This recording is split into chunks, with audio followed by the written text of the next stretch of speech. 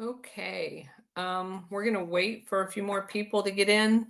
I'm going to get my co-host set up, and hopefully this space goes a lot smoother than the one yesterday. Can you not hear me? I can hear you. Okay. Somebody just asked me if I had sound. Oh. As long as you can hear me. I don't want this thing to start quirking up like it did yesterday. So that would be.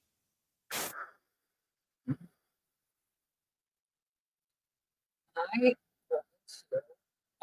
try to do the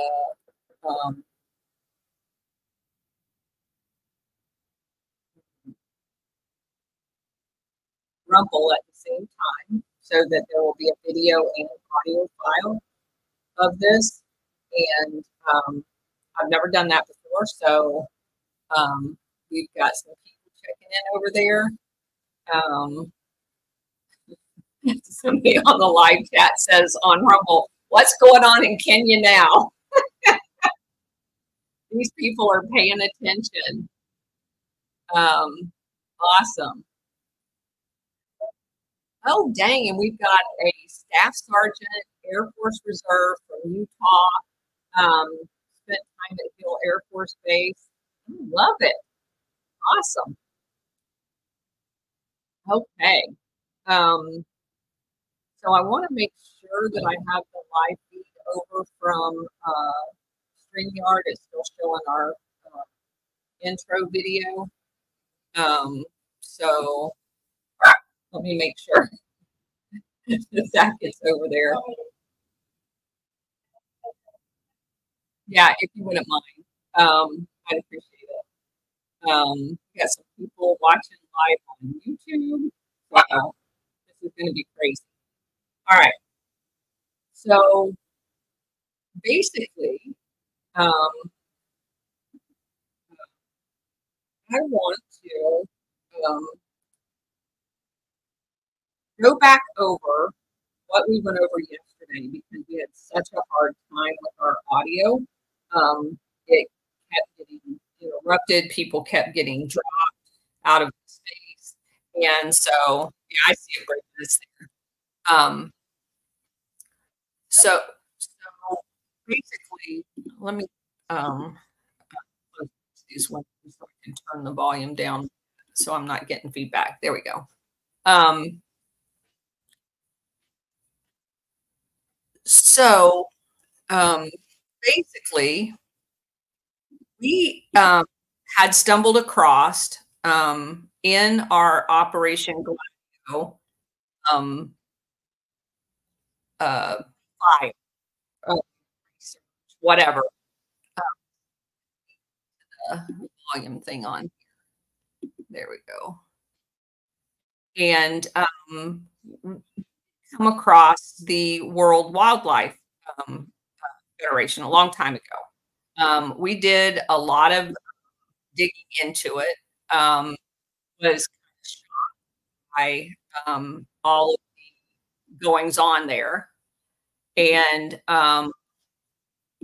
once we started digging around, Bridget and Liza had come up with a UNESCO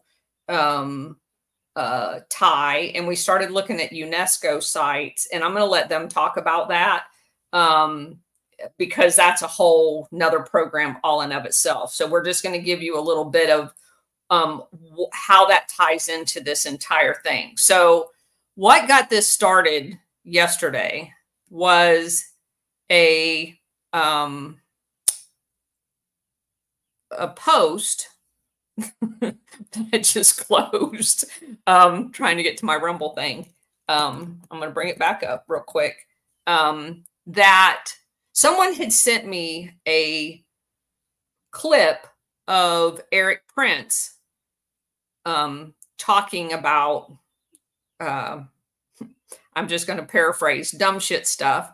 And he made a comment, and I started off the show yesterday by telling people that I had a dear friend of mine that had made a very similar comment to me a long time ago. And this dear friend of mine was a mentor of mine. Love him to death. He's an F-15 pilot. You're banding a little bit.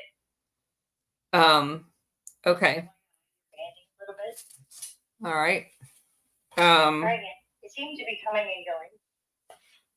Okay. My friend is an F-15 pilot, and he spent his National War College year in his master's degree that the Air Force sent him to, specializing and visiting the continent of Africa. And he made a comment to me about how dysfunctional Africa was. And I didn't know enough about Africa when he made this comment to me back in like the 2005 timeframe. But it did spur me to want to learn more about it, because it just seemed odd to me that an entire continent of people just can't manage themselves. It didn't ring true to me. And because I so respected this guy, I felt like it should be true because he said it, but at the same time, logically, it didn't make any sense to me. So I went and did some digging around and some research. And I realized that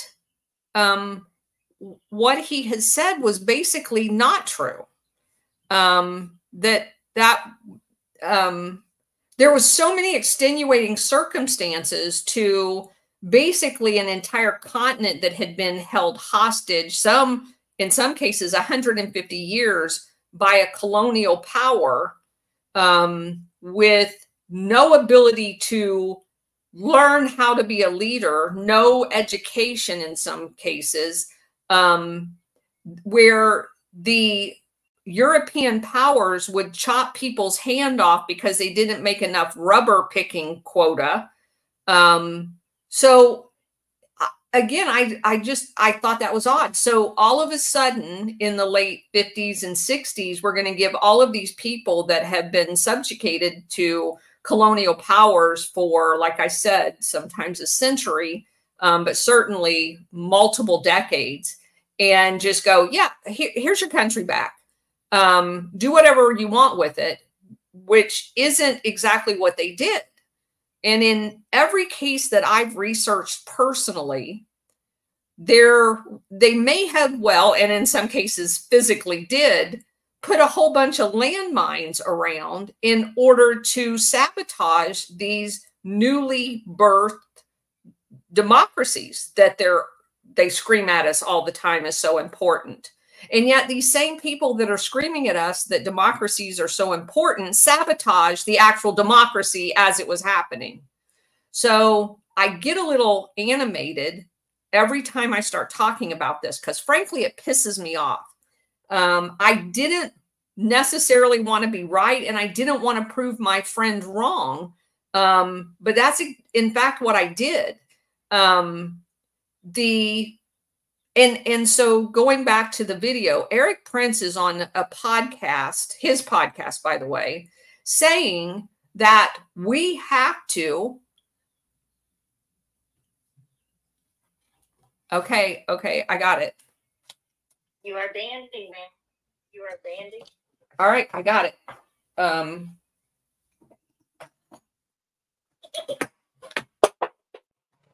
Let me see if I can do something about it. Hold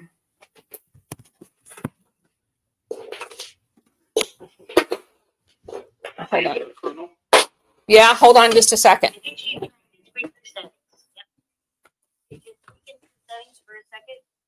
Make sure that everybody can catch every word. Boy, this is a big one. Oh, this is so frustrating.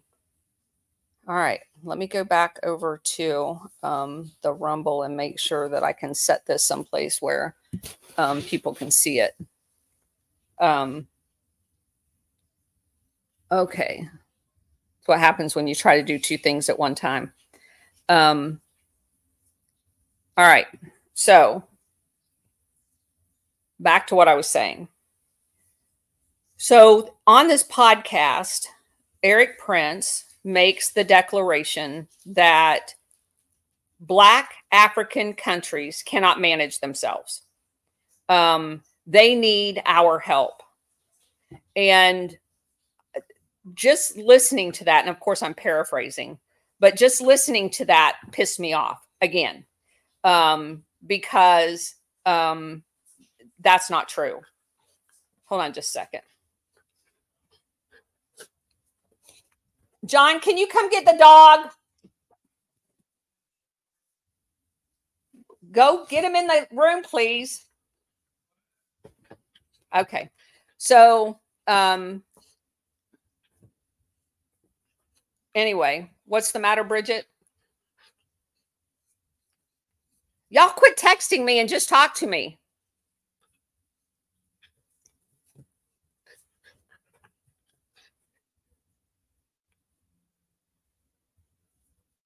Can anybody hear me?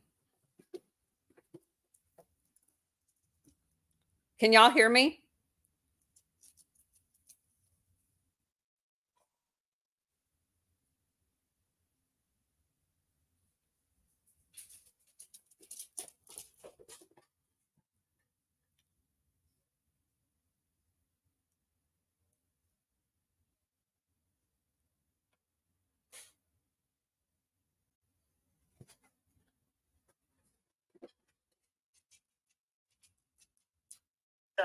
The Bundy Ranch and fracking and uranium that's all around Nevada. I bet, because I was going to take this, so I'd be honored if you guys wanted to take that and help me through it, because I guarantee that whole thing's a Gladio, all for the mining in southern Nevada. Can you hear me now? Yes, ma'am. Yes, ma'am. Okay. Now we can. Yeah. Okay. So, Absolutely, Marie. That sounds like a great day. Bridget, Cousin It, please don't text me during this. Just break in and let me know. It's too distracting when I'm trying to look at both of these things at the same time. I understand, ma'am, but you couldn't hear us to tell you that you were banding and you were actually not there at one point. Okay. Well, I heard y'all. Right. We tried. Okay. Okay. All right. All right. So where did I leave off? That we started to dig into UNESCO, and you had a friend who was talking about Africa, and you started to dig into Africa. I believe that was kind of right where you started banding so bad. Okay. So just skip that. I want you guys to understand that Africa is a big deal, and why it's a big deal. Africa, according to the roundtable crowd, was always to remain a colony. It was never to be given its freedom. It was always to be enslaved. That's critical to understanding all of this. And when people get on podcast with audiences as big as someone like Eric Prince and perpetuates the myth that the Black African leaders cannot manage their own shit and that they have to have help from their colonial forefathers, it perpetuates exactly what Operation Gladio was created to continue, which is the use of a paramilitary force, of which he's made a fortune, by the way, to perpetuate a strategy of tension inside the continent of Africa to subjugate those people to overlords. You can think of Africa as an entire slave plantation that these people want to remain enslaved. And anybody that gets on a national venue and says that people cannot lead themselves, you have one question to ask them. Then why the hell did you murder any leader that stood up and tried to take their country to someplace different? Not just once, but repeatedly. So if they're not good leaders, you shouldn't have had to kill them to get them out of your way. That shuts them up immediately. If they were just piss poor leaders, you could have paid them off. They would have been corrupt, right? Because that's in fact what they did after they killed the good guys. The Mobutu guy, all of them. The UNITA guy in Angola, they were corrupt shits that the CIA went and paid off, and they sold their entire country and their resources to the highest bidder. There's plenty of those people around. But the CIA went in and murdered people like Omar Gaddafi because those people wouldn't take the CIA's shit and they weren't going to play their fiddle. So, again, I just get a little irritated when people say that. So, when we started doing these digs, as I pointed out when we were doing Europe, a lot of Europe's history is tied to the continent of Africa because it was enslaved by them for centuries. And so when we went and did Belgium, of course, then we did Congo, so you could see how they were intertwined. And if you haven't saw that show, I would highly encourage you to do it. We don't have time to go back and do the entire show here. And then the same is true with Angola. We did Angola and how the CIA got involved there as well and was trying to overthrow the only leaders that had been Western educated but didn't want to be Western controlled. Instead, they went to some tribal guy that was related to the guy they installed in Congo and tried to prop him up. And in the process, murdered tens of thousands of people using Israeli arms, trafficked through South Africa across their border into Angola. So then Eric Prince gets on television and goes, oh, well, they all suck as leaders. Well, then what? They suck as leaders because you are arming people to murder them. So anyway, as all of that unfolded, we came across things like UNESCO and WWF, which is World Wildlife Fund, because they're everywhere in Africa. So as we began looking into all of those entities, I kind of did a deep dive into the WWF, and I know that Bridget and Cousin-It have both looked at this, but also we did, I don't know if we actually did a show on UNESCO, but it has come up several times because they've got UNESCO sites all over the world. And they play into this because I wanted to tell you the trick that they use in order to hamstring these new fledgling democracies. What they did was they cut off trade. And I'll just use the Congo as a good example. So Lumumba, when he got elected prime minister, they had uranium, diamonds, and gold. And as a result, Belgium had already contracted all of those things. And they had buyers all over the world. And Belgium had been cut in on the profits of all of those. And the Congo had not, because they belonged to Belgium.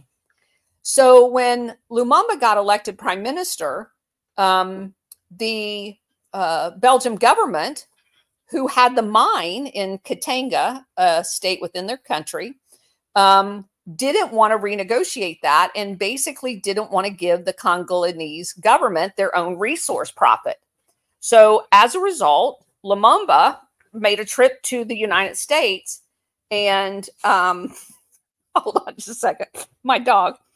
John, come get the dog. Sounds like a puppy attack. Oh my gosh. So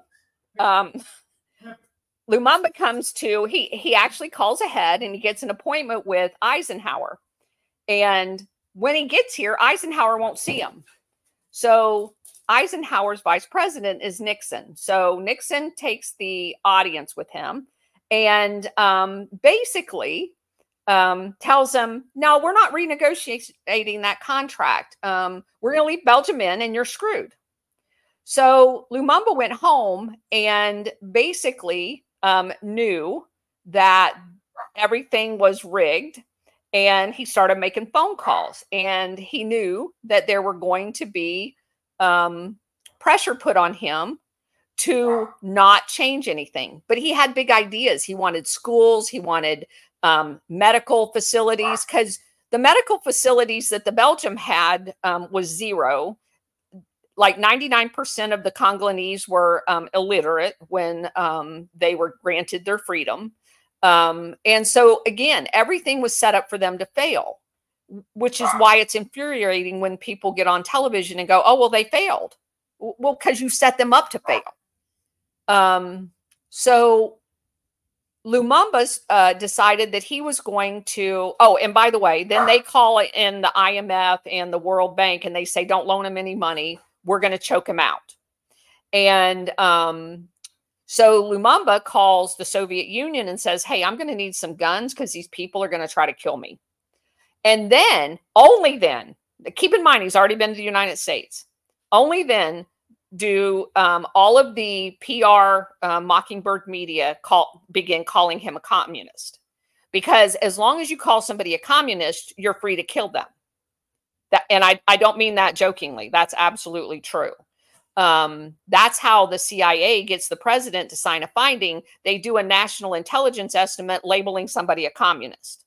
Oh, look, they called the Soviet Union. They want weapons from the Soviet Union. Therefore, they're a communist. No, you just tried to starve them out. You are playing economic warfare with them, political warfare. And by the way, they had already called Otto Skorzeny in to create a plan to kidnap and assassinate Lumumba.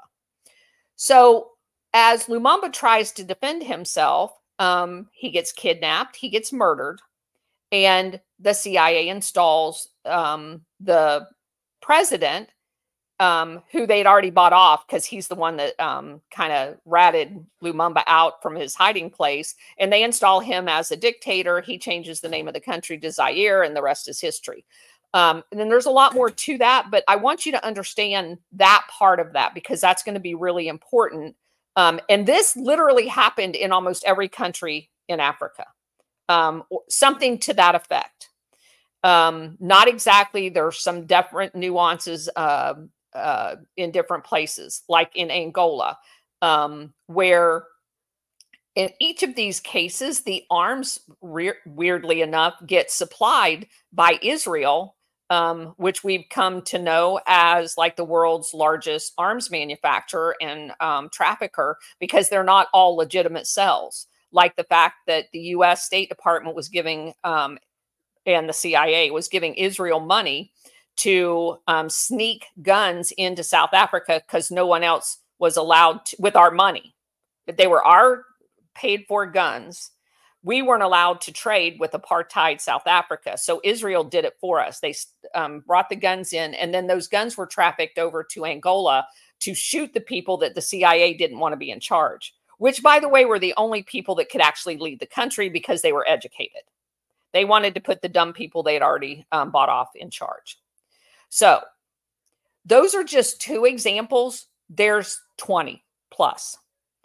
And so what I did, I was in the middle of a dig for the World Wildlife Fund, which we knew had something to do with this, because those scenarios that I just showed you, where the the World Bank and the IMF cut these countries off when the CIA tells them to, that's basically all of the same people that work at the World Wildlife Fund. Because if you're a good guy, and good according to them, like the guy that they installed in the Congo, he immediately takes out, you know, I don't know, $7 billion in loans from the IMF.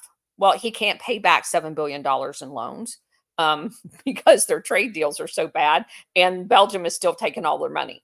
But they do it anyway, and they money launder that money back to not only people like Belgium and the WWF businesses doing work, and everybody else, all the politicians and everything. But the people in the Congo are on the hook for $7 billion. Oh, but don't worry about them, because the World Wildlife Fund, who, by the way, interfaces with the World Bank and the IMF, I mean, they literally sit on all the same boards, picks up their phone and calls the World Bank and says, hey, you know that $7 billion loan that the Congo can't pay back? Well, we're going to negotiate with them, and they're going to give us a bunch of their quote unquote national parks or a preserve, and we're going to pay off their loan for them at a reduced rate. So in these deals that they do, they then get the authority to set up a national park. Weirdly enough, these national parks all seem to be not all of them, a lot of them seem to be very close to borders of other countries they're trying to overthrow. For example, there is a national park that was established in South Africa near the border of both Angola and their northern border, like going up into Tanzania and Namibia. So from these state parks, there were prisons on these state park or national parks, sorry, prisons. And these parks were funded by the WWF. So there's prisons on them for their disappeared people that they don't want to have to account for because they're secret prisons, kind of like black sites. And there were terrorist training camps in which the arms that were coming in from Israel was being located at in order to be then forwarded into these combat areas. So when just recently I got this book called Panda Leaks, and because to me, knowing what we now know about Gladio, it just made perfect sense, because they were basically doing this exact same thing at UNESCO sites. And I was like, is the WWF really something much bigger than this? And so I did this thread, and I want to go through the thread fairly quickly that illustrates several points. One of the most important things was about the one that I did today was about a thing, and I ended up with it yesterday too, called Operation Lock. Well, anytime you've got a NGO that has a military operational name as part of a event like Operation Lock, you know you're in paramilitary territory. Why on earth would, you know, your normal church down the street or the feed the SPCA kind of nonprofit, they don't have operational names. They don't have like Operation Lock as the name of some event that they're kicking off, right? They name it like, you know, feed the dogs or feed the cats. So I was like, Operation Lock, what the hell is that? Well, it's an operation that basically did exactly what I just described to you, launching terrorist attacks into it. And the purpose was to destabilize the countries in the southern part of Africa that had just newly been given their freedom and had elected presidents, because the colonial powers didn't want them to succeed. They wanted to be able to still control them. And if you zoom out to the 30,000 foot look, it appears that in the late 1940s and early 1950s, a group of people got together and decided, at some time this gig's going to be up, freedom's breaking out all over the place. At some point, we're going to have to pretend these people have a democracy, because we've been screaming about it. And, we're telling everybody that you need to fear the communists while at the same time being the communists to Africa, right? So at some point, the gig was up. And they had to come up with an idea on how to fake giving people their freedom while not really doing it. And they had a whole lot of people available to help them do that. So starting off, there is one of the star players, because he goes back to like the Fabian Society and British Round Table origins of Operation Gladio, and that was Sir Julian Huxley. And he was a member of the Royal Institute of International Affairs, which those of you who are familiar with that know that that's kind of the equivalent in the UK as the CFR, and fits right into the Round Table and the Fabian Society, which again is kind of where we get Operation Gladio from.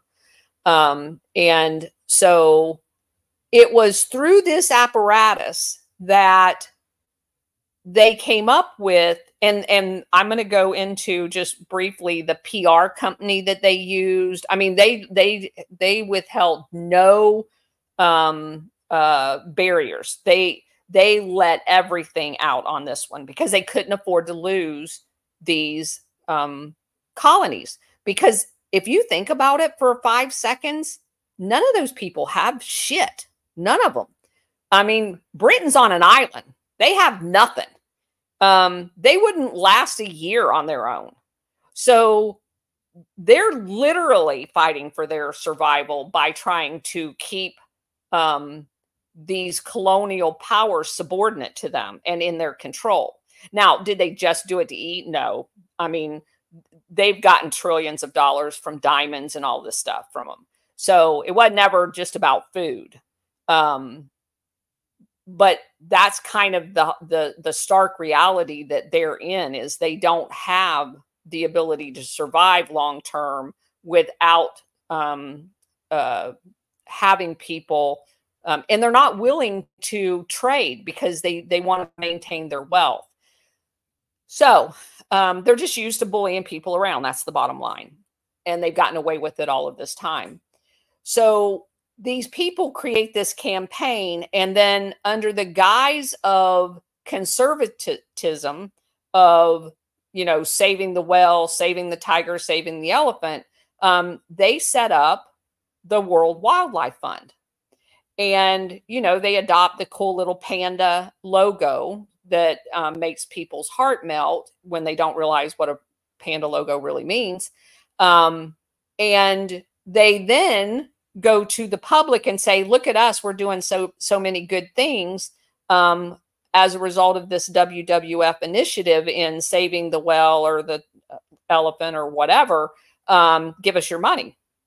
And in addition to using millions of their own dollars, they took our money, and they took our money to basically subordinate and kill the indigenous people in Africa and around the world, by the way, not just Africa, but we're focusing on Africa, and basically uprooting them out of their natural habitat under the guise of preserving nature.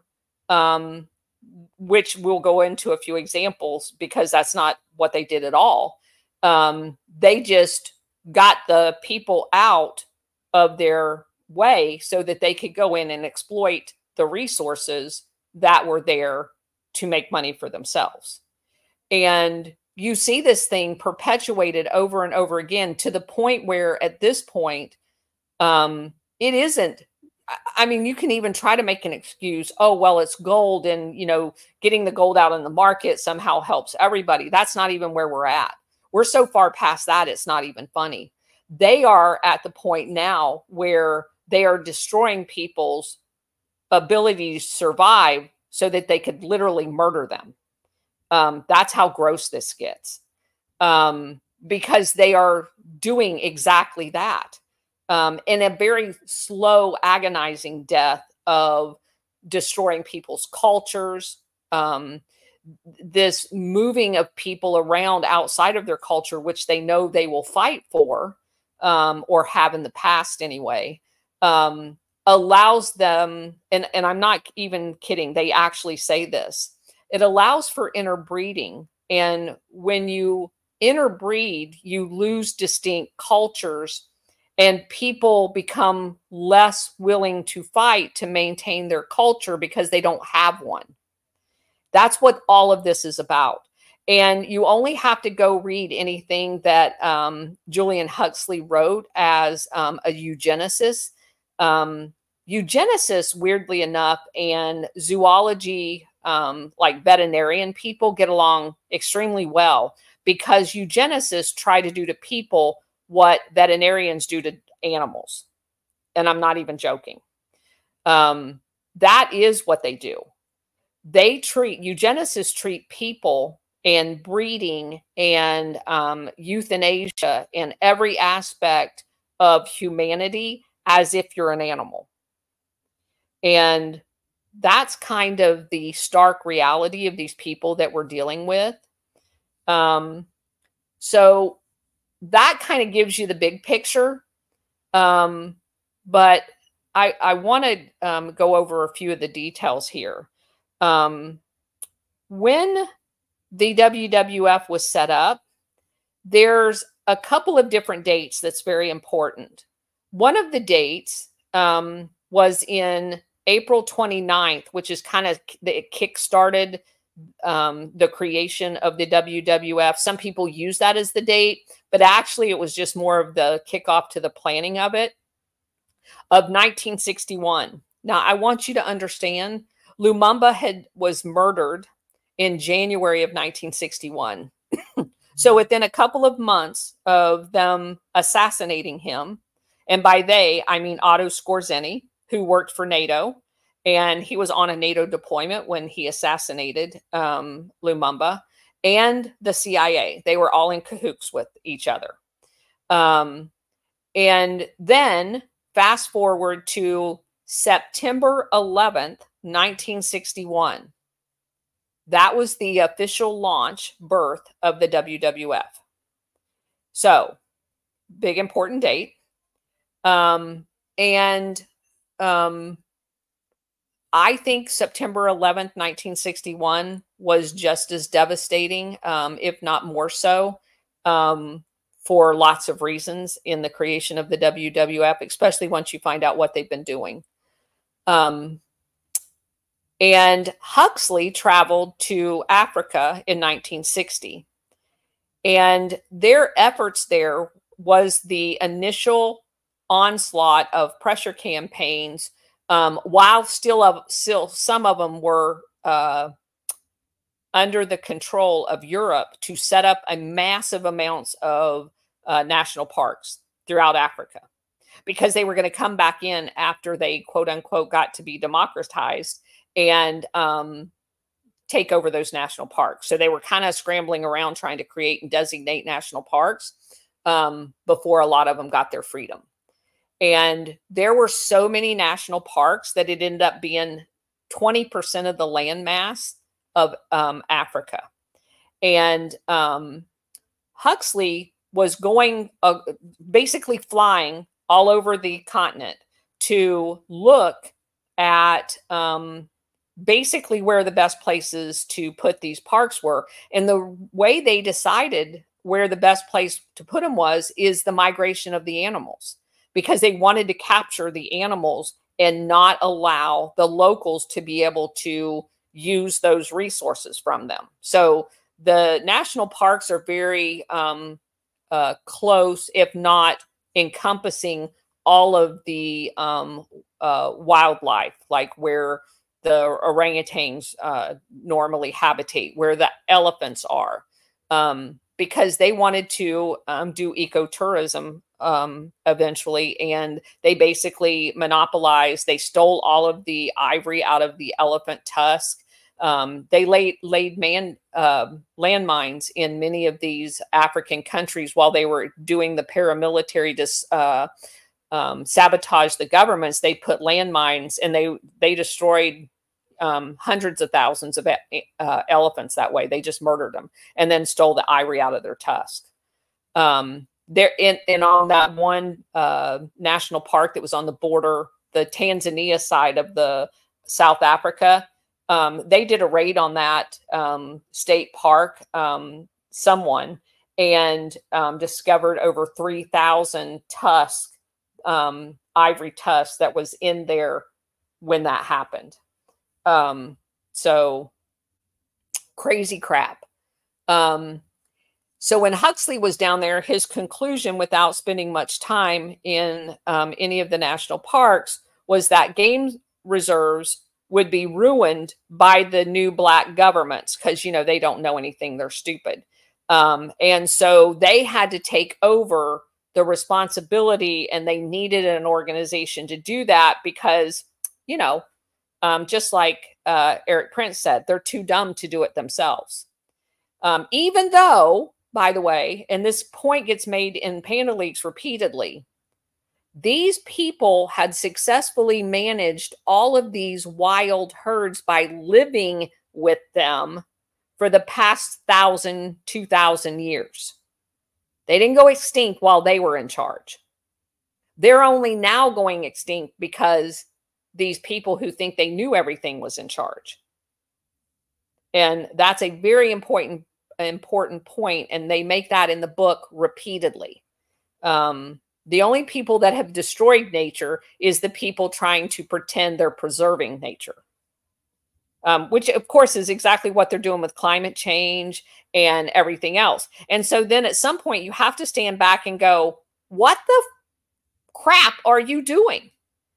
You're not saving anything. You've destroyed everything. So you can't be that dumb and kind of dumb yourself into doing all of this shit. You have to be doing it on purpose, because no one's that stupid, not even them.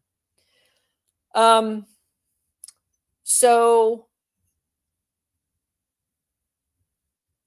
many of them at the current time when Huxley was there in 1960 were in the middle of civil wars. And basically the colonial powers that was kind of their first salvo to weaken any of the ability of them to resist, because otherwise they'd have just went, you know, threw them the keys and go, yeah, hey, it's yours. But almost each and every one of them had to fight a civil war in order to be kicked out of the country. They didn't necessarily leave peacefully. And as the case when so many times they left sabotages behind when they did leave. So Huxley went back to Europe, and he wrote a ton of articles about Kenya, Tanzania, Rhodesia, and basically how if they didn't do something immediately, all the wild animals were going to disappear. Now, keep in mind, the guy never saw a wild animal. All he did was fly over them. He didn't like get down and see one eye to eye. He's just flying over them all and writing this crap. He was one of the #1 PR people that got the WWF going. Okay. And so he kept saying that, you know, there's going to be a lot of poaching. And he started in one particular area where they had cattle. He kept writing articles about how these cattle that had been there for, again, 1,000 years was all of a sudden going to overgraze and destroy and make these lush forests into a desert. Had never happened in 1,000 years, but all of a sudden it was going to happen. And behind this, then the human population was going to explode, and they weren't going to have any food to eat. So somebody had to do something quick. And then he kept saying that there was such limited land in Africa. And when you think about that, did people really believe that? Even back in the day, this is 1960. We had books. What were these people thinking? There's like the majority of Africa was not even had people living on it. So where are they going to run out of land? You know, that's the same people that talked about Russia and the Soviet Union before them. And, oh, my God, they were going to, you know, bust out and take everybody's land. They're the biggest country in the entire world. The last thing they want is more land. They want technology and the ability to use the land they have. I don't see them coming to take our land. But, you know, that's just being logical in a very illogical argument. So anyway, on top of that, Rhodesia had their first election in 1965.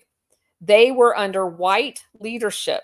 In Tanzania, they became politically independent back in 1961. And Kenya, weirdly enough, had some sort of elections, although they weren't technically free. It was just like a parliamentary kind of election in 1920. But the way they did it was Britain had said that they segregated the seats in their like parliament. So 8 seats were given to the Africans, the natives. 14 seats were given to the imported Europeans. 6 seats were given to the Indians that the Europeans imported. 1 was given to an Arab, and 6 seats were appointed by the Europeans. So, in other words, the Europeans were in control of 27 seats and the locals 8. So you see, it wasn't really a democracy, but they tried to pretend like there was elected representatives. There really wasn't. The poor little 8 African people that got elected to these offices couldn't vote to do anything without being overwhelmingly defeated. So again, democracy in name only, which is what these people are all about. We're finding it out right now.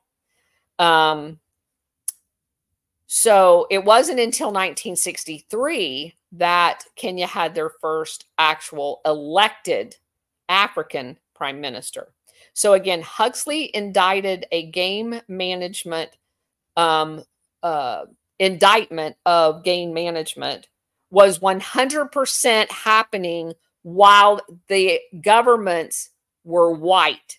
So him being there in 1960, every single one of these countries were ran by white people and had been ran by white people for decades, if not 100 years. And he's telling everybody in Europe, oh my God, the sky's going to fall out. But hello, they're not even in charge when he said it.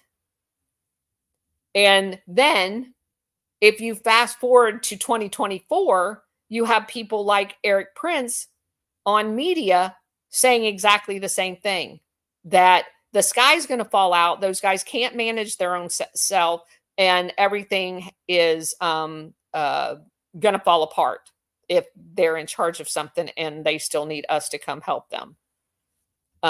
Just crazy.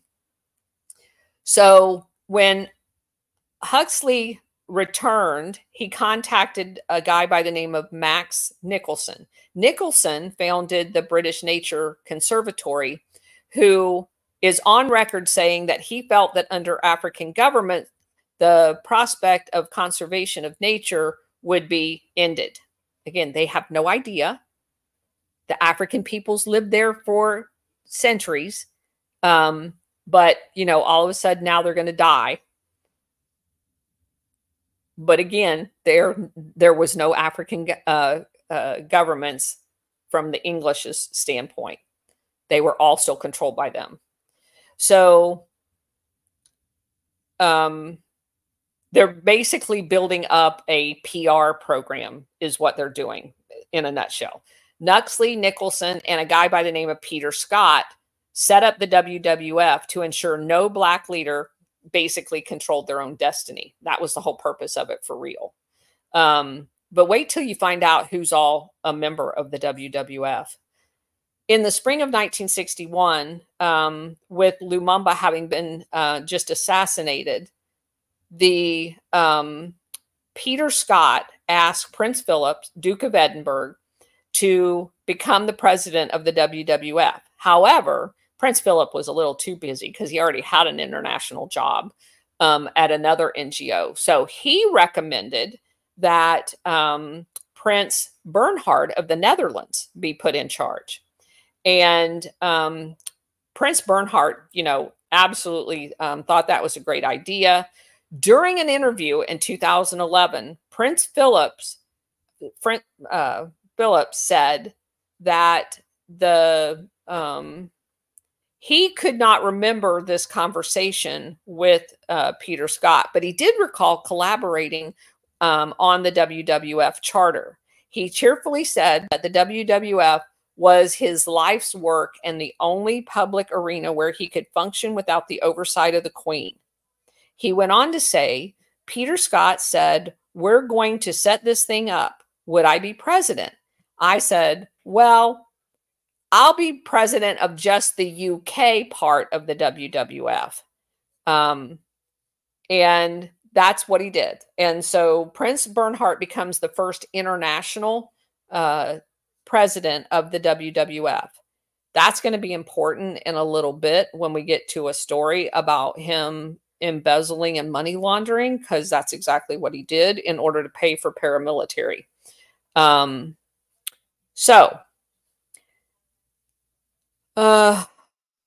Prince Bernhard said aloud that he wanted a contiguous supranational park system stretching from Kenya to South Africa under their control.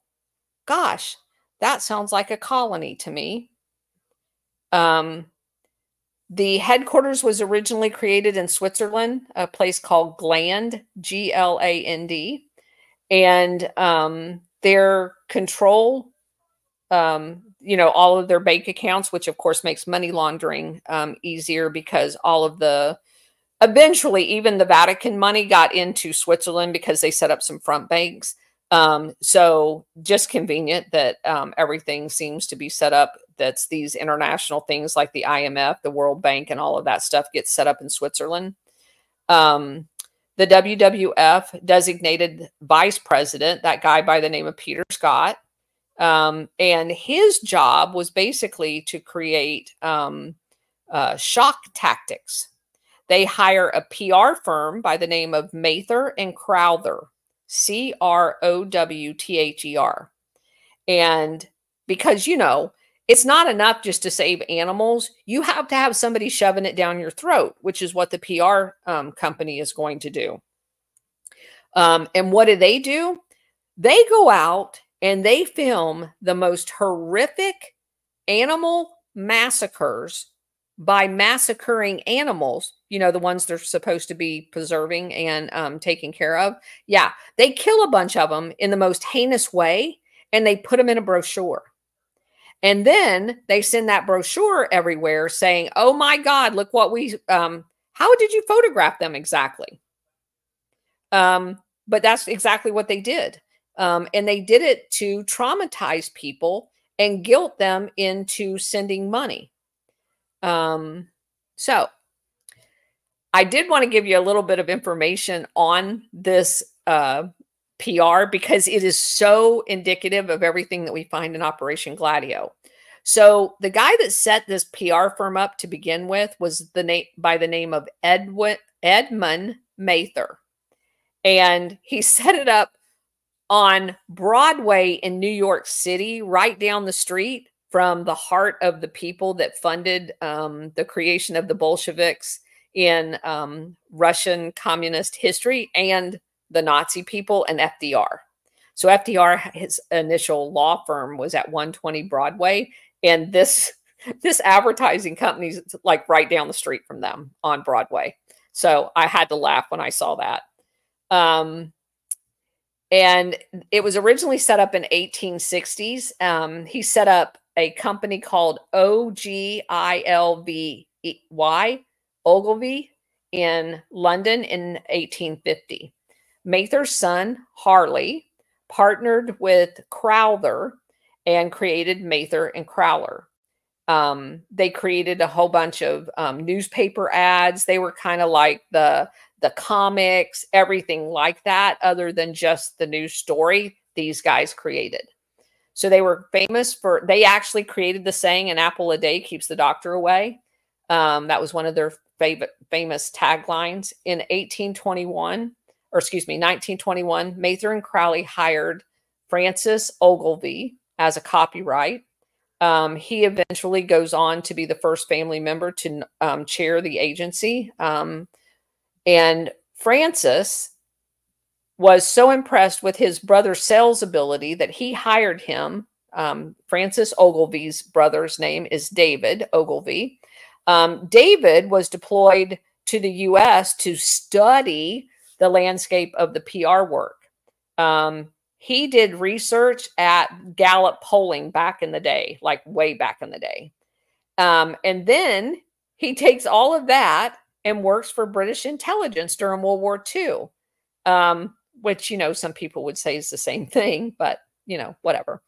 And according to Wikipedia in 1948, David Ogilvy proposed Mather and Crowther and a UK agency, S.H. Benson, partnered to create an American advertising agency that would support British advertising clients.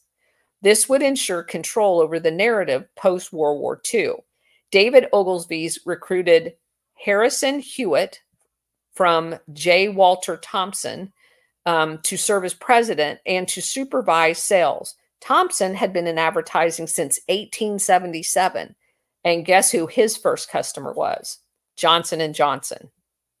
So I have to tell you guys all of this stuff because you have to understand how incestuous this group of people are, how every tentacle is wound into another. And I'm not even getting into all of these people married each other's kids. So this is the most incestuous group of people. And you have to understand that to fully appreciate the stranglehold that they have over all of this stuff that's going to come out in this article. So, and of course, with Johnson & Johnson as a customer, one of the very first ads these people wrote was about toothpaste. Because remember, they're going to put poison in our toothpaste. And so these guys were the original ad agency that was created the first ad for toothpaste. So again, you just can't make this shit up. So in 1899, Thompson expanded the company to Egypt, South Africa, and Asia. And in that, and you can't, let's see, J. Walter Thompson was hired by the CIA-installed dictator in Chile, Pinochet, and his mission was to refurbish the image of the regime after it was discovered that he was mass murdering all of the Chileans, right? So same agency, same guy deployed, same everything. It's crazy. More of his clients, and again, if you stick with me through this whole series, you're going to find this out. This guy's advertising clients are Unilever, Kraft, Kellogg's, Kimberly-Clark, Nestle, Ford, HSBC, blah, blah, blah. And there's a whole bunch of them. But what you're going to find out is Unilever, Kellogg, Ford, HSBC, they're all in the 1001 Club, which we'll talk about in a minute, of the WWF. These are the same people that are funding the WWF. They're all in the club. So now you understand why the WWF hired this specific ad agency, because it's one of theirs. They were the best money could buy. The WWF then contracts with the Daily Mirror. The Daily Mirror original owner was a guy by the name of Alfred Harmsworth. He was knighted and given the title First Viscount Northcliffe. And all of this stuff in London that is located in London, just like our Broadway Street had all of the criminals here, Fleet Street seems to be the place where they all congregate over in London, for whatever that's worth. Let's see. Lord Northcliffe had a powerful role during the First World War, and was basically criticizing the government regarding the shell crisis in 1915. He directed a mission to the new ally, the United States, during 1917, and was director of enemy propaganda during 1918. So, ta-da! Makes sense that he'd be in PR after the war. He printed, and, you know, the best guy to have in charge of enemy propaganda, what's he do when the war's over? He writes children's books. Again, can't make that crap up. He also was writing all of the war propaganda during the Boer Wars, which was when England went down to South Africa and murdered all of the Boers because they wanted their gold. You got to have a lot of propaganda for that one. Because they actually even did the first use that anyone knows about of setting up concentration camps to kill the women and children and old people in South Africa. Alfred Harmsworth married Mary Elizabeth Milner, and she was related to Alfred Milner. This is the same Milner that had an affair with Cecil Rhodes' wife and later married her. Cecil Rhodes, of course, was one of the granddaddies of the Fabian Society, British Round Table, Boer Wars. Milner was involved in everything. So again, it just each story we tell, you dig a little bit and you go right back to the original founders. South Africa, and let's see, how is this for bringing it all together? Alfred sold the Daily Mail and Daily Mirror to his brother Harold, who pioneered tabloid journalism, or better known as propaganda. Harold openly admired fascism. He created a paper mill industry in Newfoundland, Canada, and basically destroyed the entire environment by doing so. He and Churchill were fast friends. Churchill was having, Churchill started as a reporter. He was down in the Boer Wars, and that's where the whole stay behind unit concept came from, because he watched the Boers do it and was fascinated by it. The Daily Mirror, as you know, ended up being owned by Robert Maxwell in 1984. And this treks right back to Operation Gladio, because, again, they're propaganda rags, and you have to control them if you're going to control the narrative.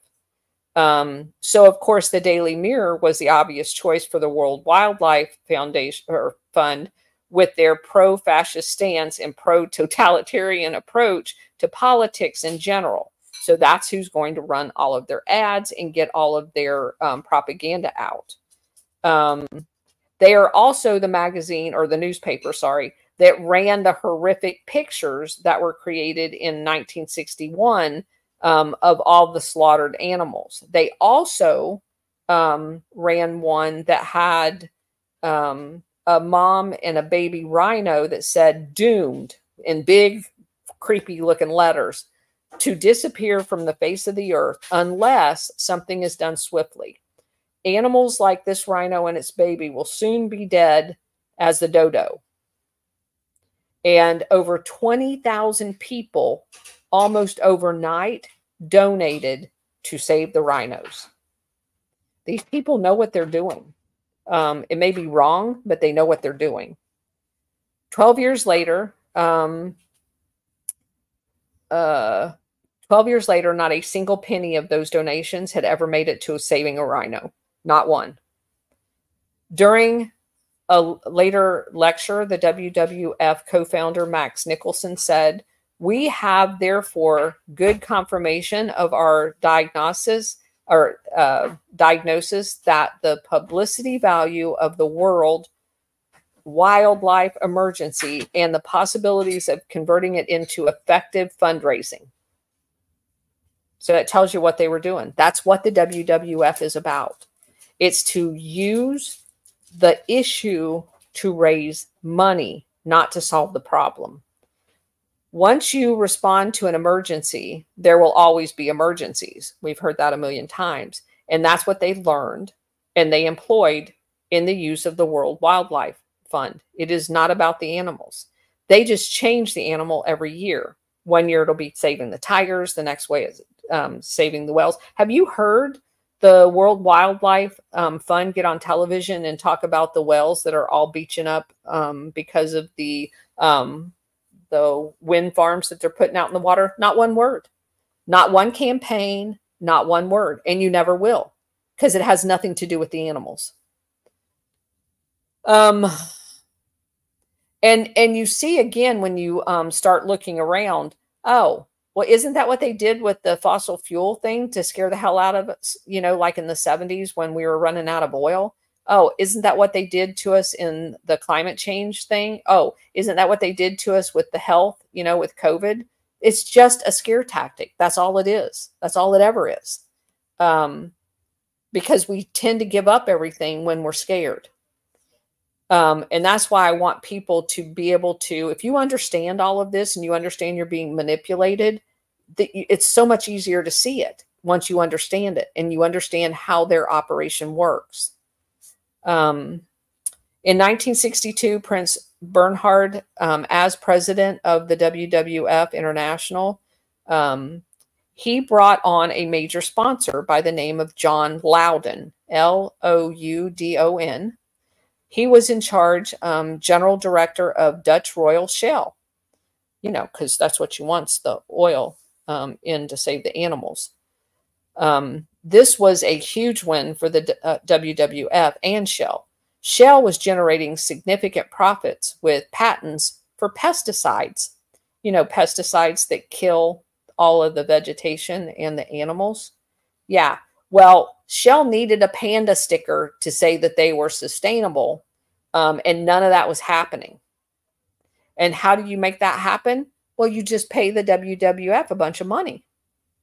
And then it doesn't matter. Because they're going to give you your panda sticker. And then you're going to be fine. Because they'll pretend like it isn't happening.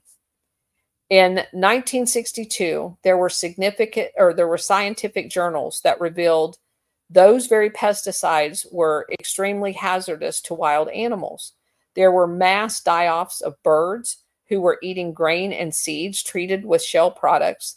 The Shell company immediately attacked the scientists that wrote the truth. However, it was the help of the WWF that allowed Shell to maneuver around these criticisms and produce their own propaganda and launder it through Prince Bernhard at the WWF, and also asked the WWF to refrain from any criticism. Sir Peter Scott, an avid bird lover, was the only dissenting voice in the entire WWF apparatus. He later said greed and the total disregard of the natural environment posed the greatest threat to the world, to life on Earth. He said nothing about it publicly, though. It was not until the mid-1970s that the U.S. banned these pesticides that the problem went away on its own, thus revealing the true nature of the WWF. You'll love their reasoning. Quote, it was observed that no church refuses donations from its sinners, unquote. In 1966, John Loudon was chairman of Shell's supervisory board and became a member of the WWF International Executive Committee. So you do good job, and you pay enough money, they'll just put you on the board. It doesn't matter how many animals you kill. The next year, after he was put on the board, BP's oil tanker ran aground, creating one of the most massive oil spills ever. Over 15,000 birds died immediately. Again, the WWF remained silent. The WWF said it might affect fundraising, especially in the U.S., if they allowed the WWF branch in the UK to launch a seabird appeal campaign and basically kind of, hold big oil accountable. And they didn't want to turn off people in the United States because that was a big funding source for them, is big oil in the United States. So can't say anything. The WWF supported the cleanup, which fit nicely into its international syndicate style of propaganda. They all got to keep their panda seal of approval for being quote unquote green. And in the 1975 Church Committee hearing, it was discovered that illegal payments were made by Lockheed to Prince Bernhard of the WWF. The deal was that the Netherlands buy Lockheed's Orion fighter aircraft, and Lockheed would, in exchange, send money to Prince Bernhard. In August 1976, the Dutch government acknowledged the corruption charges were founded. Prince Bernhard had left evidence in the form of a handwritten letter to Lockheed demanding $2 million in a quote-unquote commission. Lockheed manager Robert Bixby Smith traveled to the Netherlands and said, you know what, $2 million's too much, but we can manage $1 million. So Bernhard would later say that the money was donated to the WWF. If it was probably a kickback. In 1995, while researching the WWF, British journalist Kevin Dowling discovered that Prince Bernhard had acted as a lobbyist for Lockheed since 1959. So he goes around and sells all their products for them. I call that something else, but we'll go ahead and just say it's a lobbyist. Long before the scandal, Dr. Max Ilgner, an old friend from Nazi Germany of Bernhard's, had brokered the contact. He was a board member of IG Farben and had spent time in prison for war crimes, but now he's working for Lockheed. The IG Farben, Max Ilgner, had headed the NW7 Department of Industrial Espionage for the Nazis. Prince Bernhard had worked for him. So Prince Bernhard worked for the Nazis in World War II while he was in Paris. In 1937, the prince left IG Farben to marry the Dutch crown princess, Juliana, and the Dutch royal married a Nazi spy, not just even a Nazi. Lockheed scandal appeared in the media in 1976, so he resigned as the president of the WWF. However, his friend John Loudon of Dutch Royal Shell became the WWF president. There was only a small change in donation, as the power of the panda still maintained its grip on society. Remember that Bernhard also created the Bilderbergs Group and the 1001 Club. And let me explain to you what the 1001 Club is just real quick. They had said that they needed the 1,001 members to donate $10,000 in order for them to have the kitty to go around and do all of this bullshit with the WWF that they're going to do. Like I was explaining to you, this financial blackmail where they tell people we'll pay off your loans if you give us your resources. They needed a pot of money to do that. So instead of these guys selling drugs like the rest of Operation Gladio, they just decided to have all of these rich guys donate money.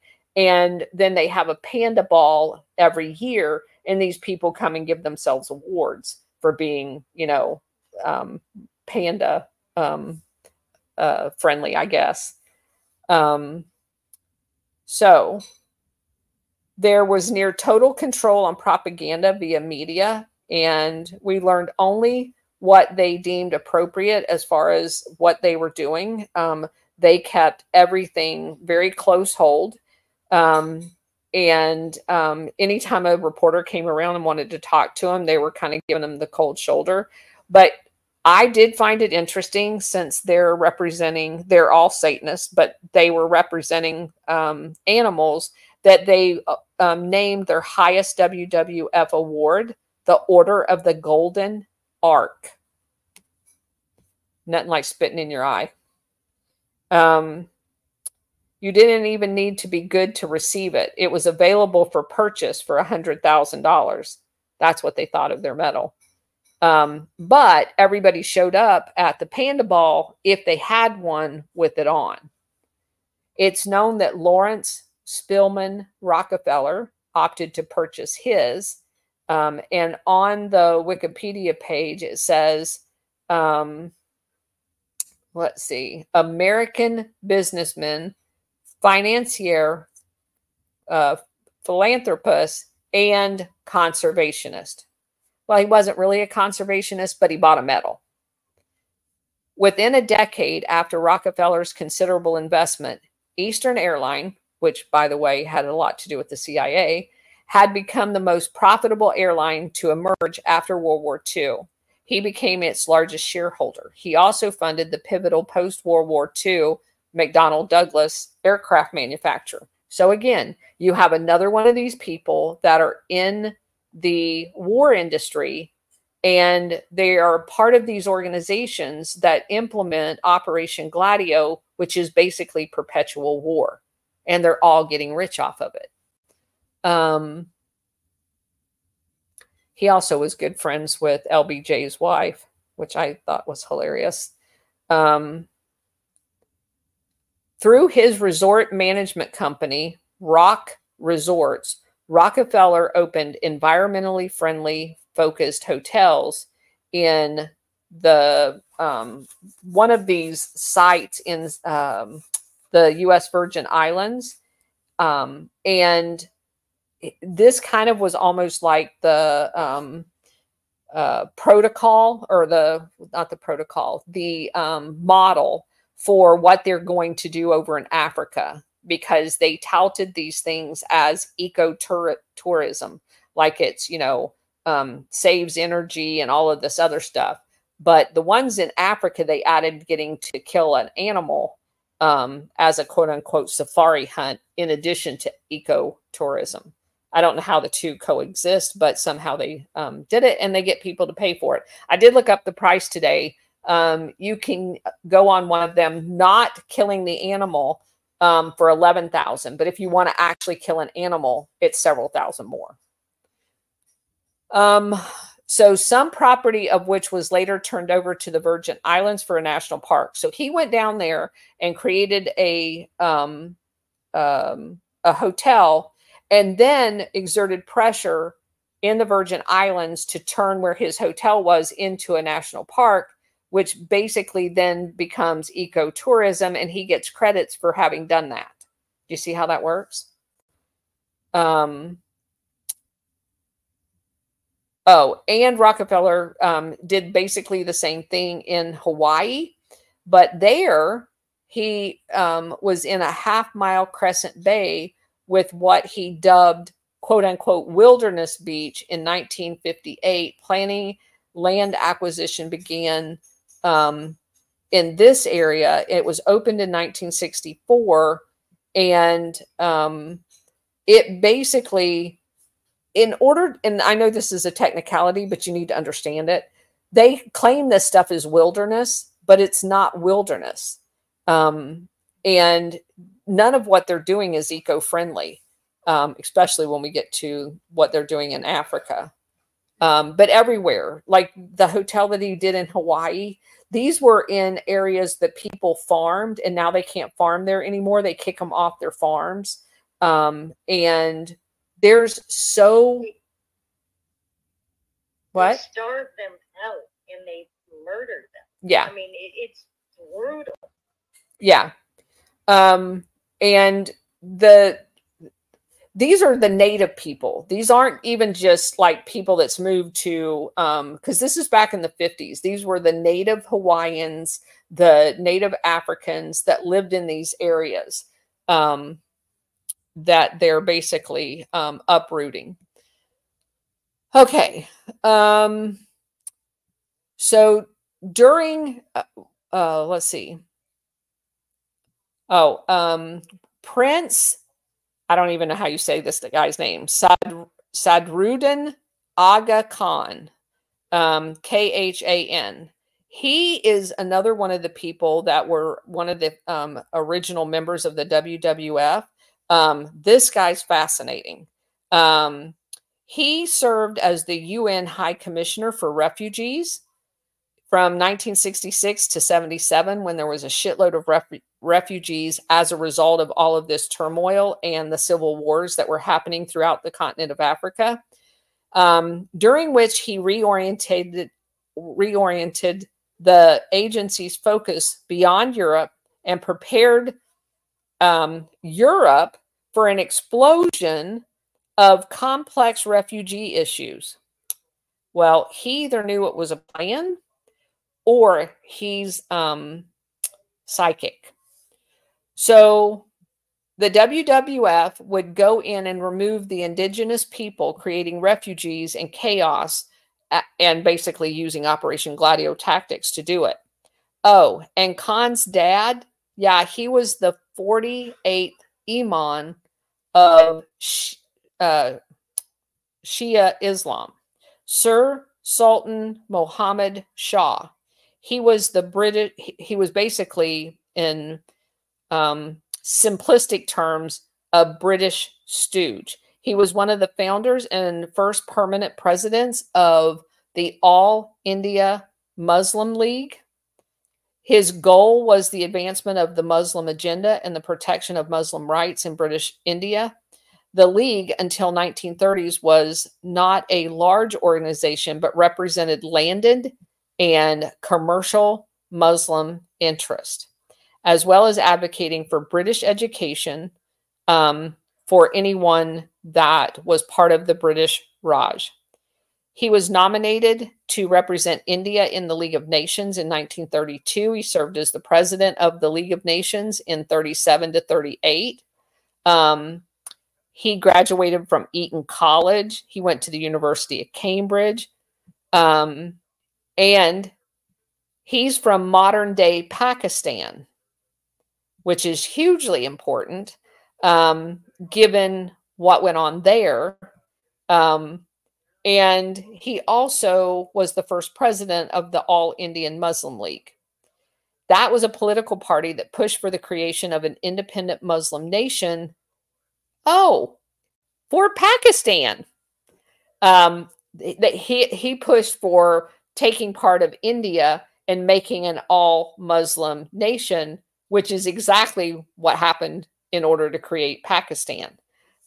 So he was the guy behind the creation of Pakistan, is what I'm telling you. But this is a quote.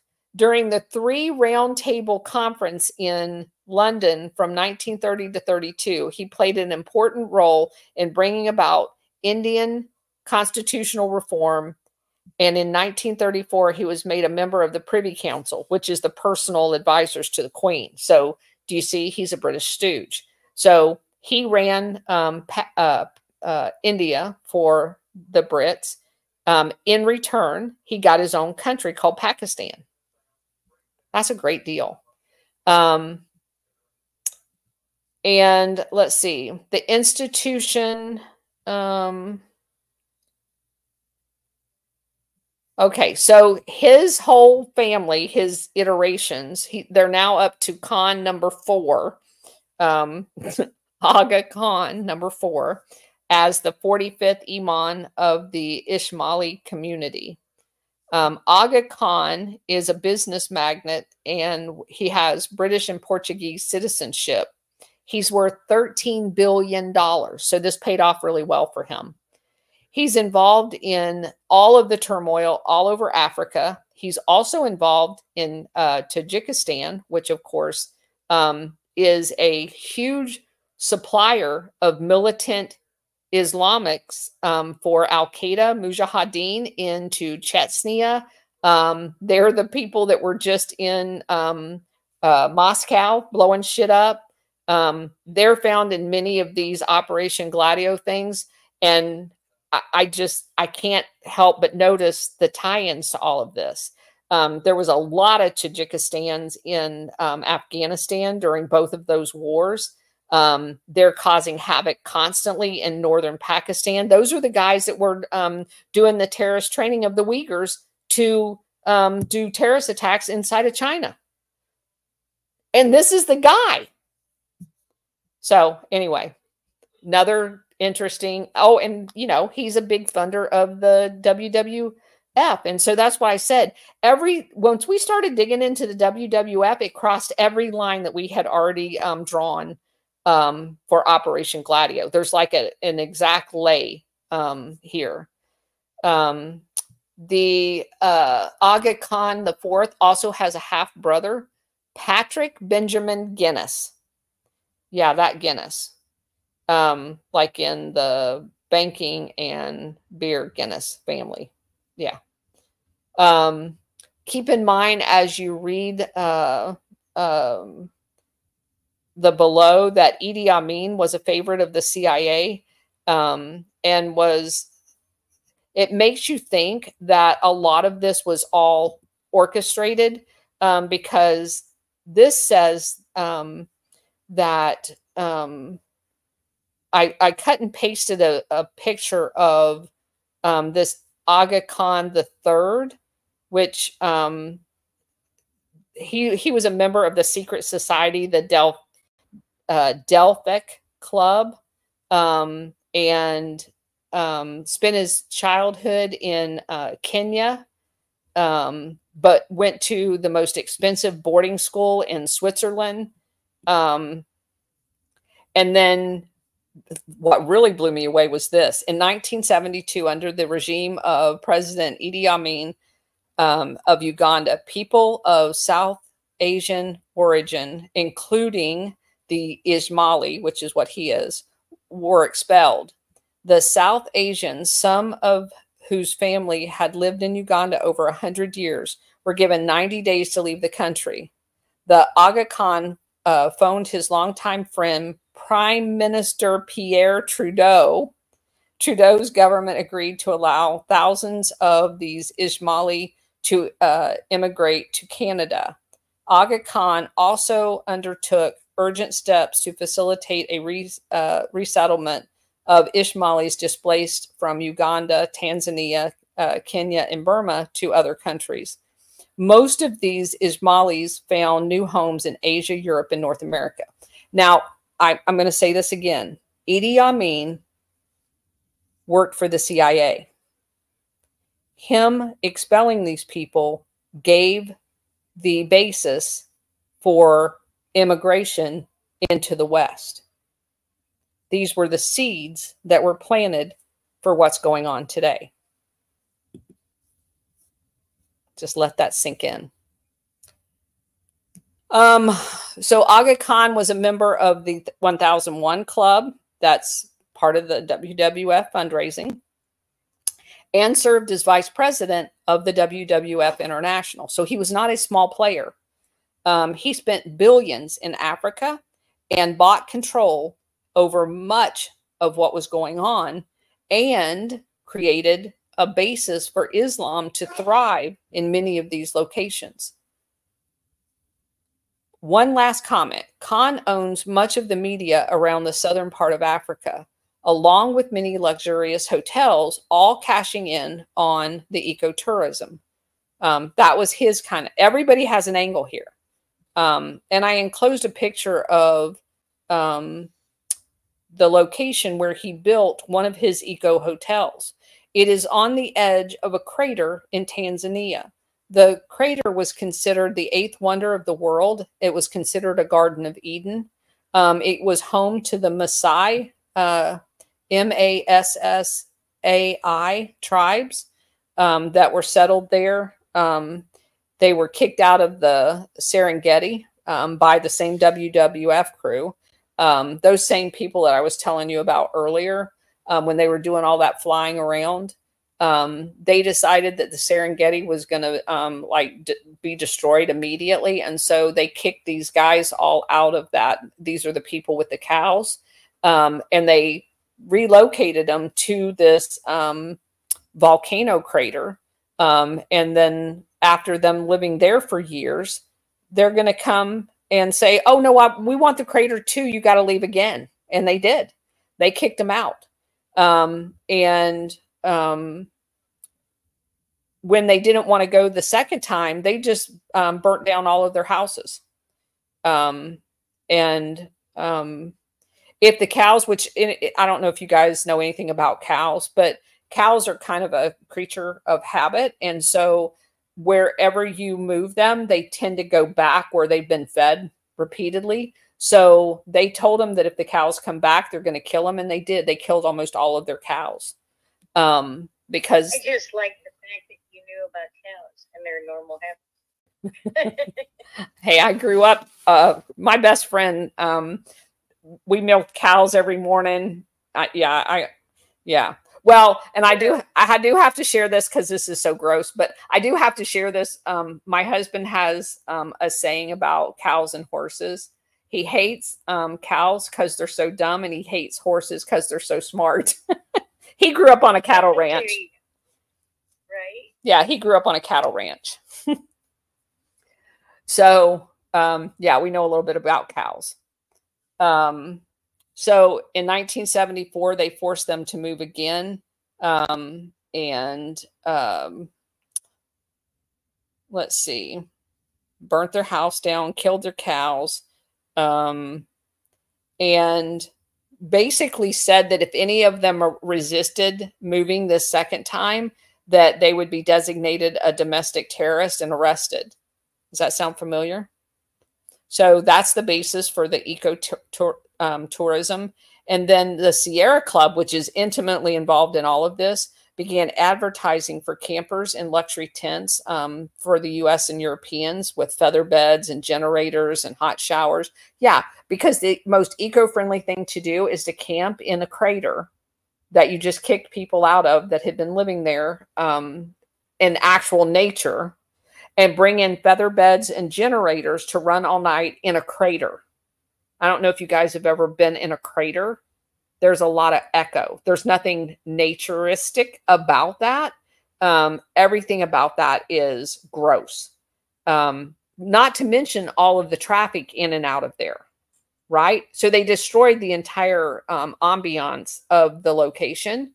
But you know, they didn't forget about the indigenous people completely, because they put people in vehicles and shipped them into their newly created villages so they could dance for them. And I'm not even kidding.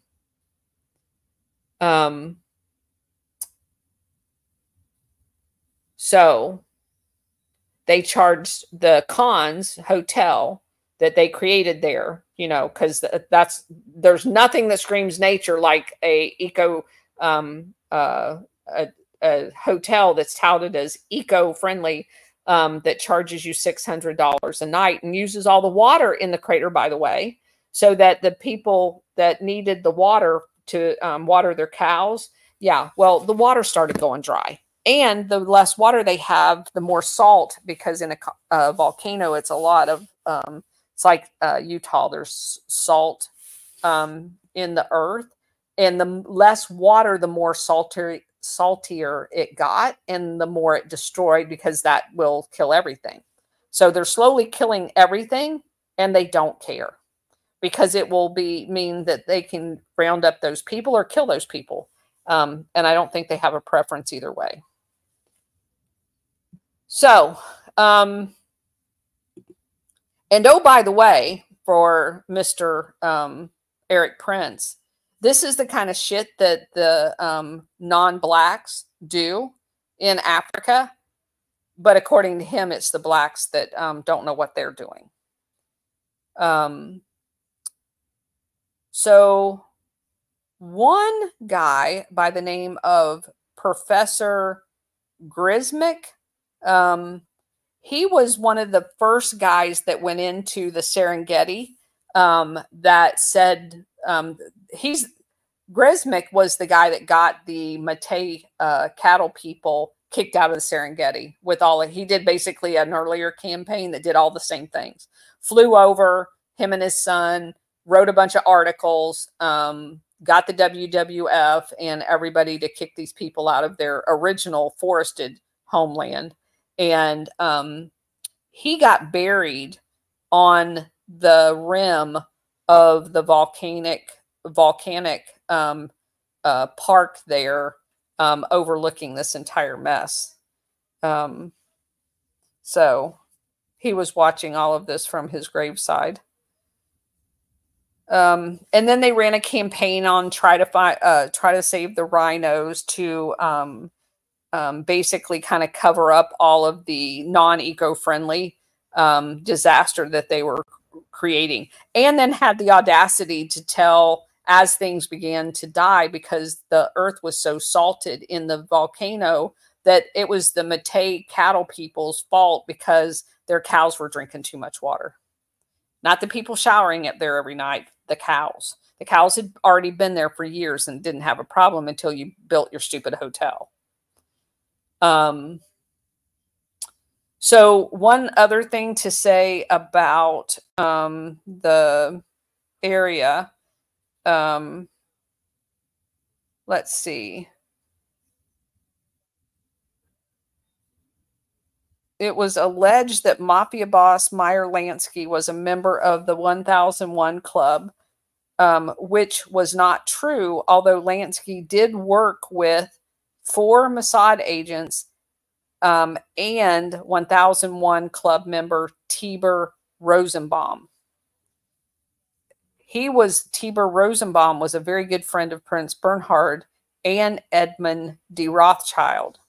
Both of those people, Bernhard and Rothschild, were members of the 1001 Club. And let's see. The guy that basically did a bunch of the ratting out of all of this, Kevin Dowling, his wife said he died unexpectedly after he got a hold of the list of who all was in the 1001 Club.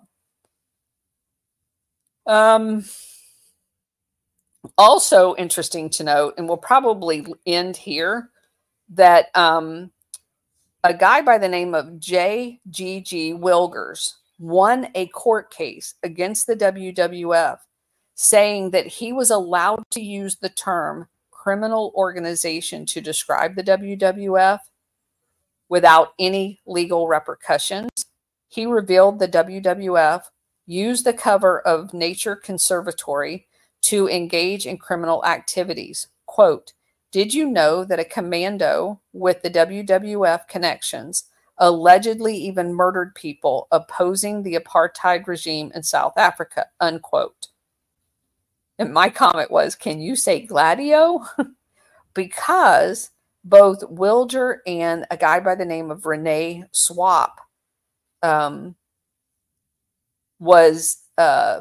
documented this very fact. And I think that's where we'll start on the next spaces, is how that actually all came about, because it's a fascinating story, and how it's a not fascinating from our perspective. It is a normal, well-documented Operation Gladio network that involves every aspect of the WWF.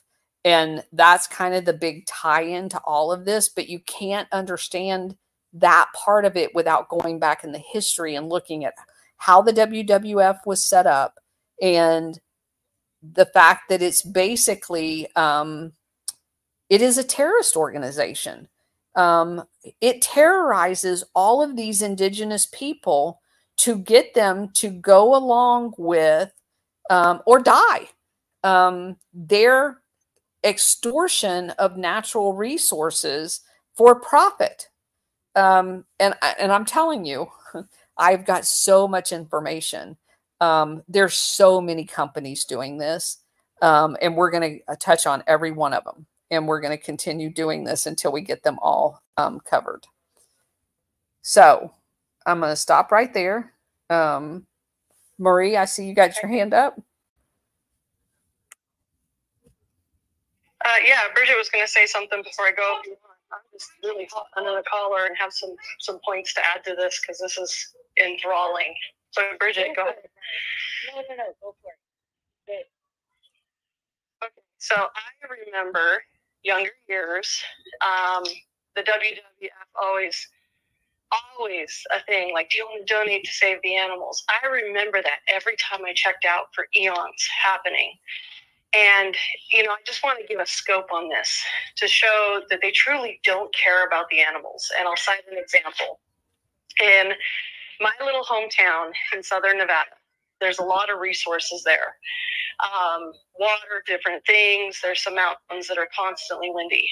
And they were going to try to put wind turbines on one specific mountain.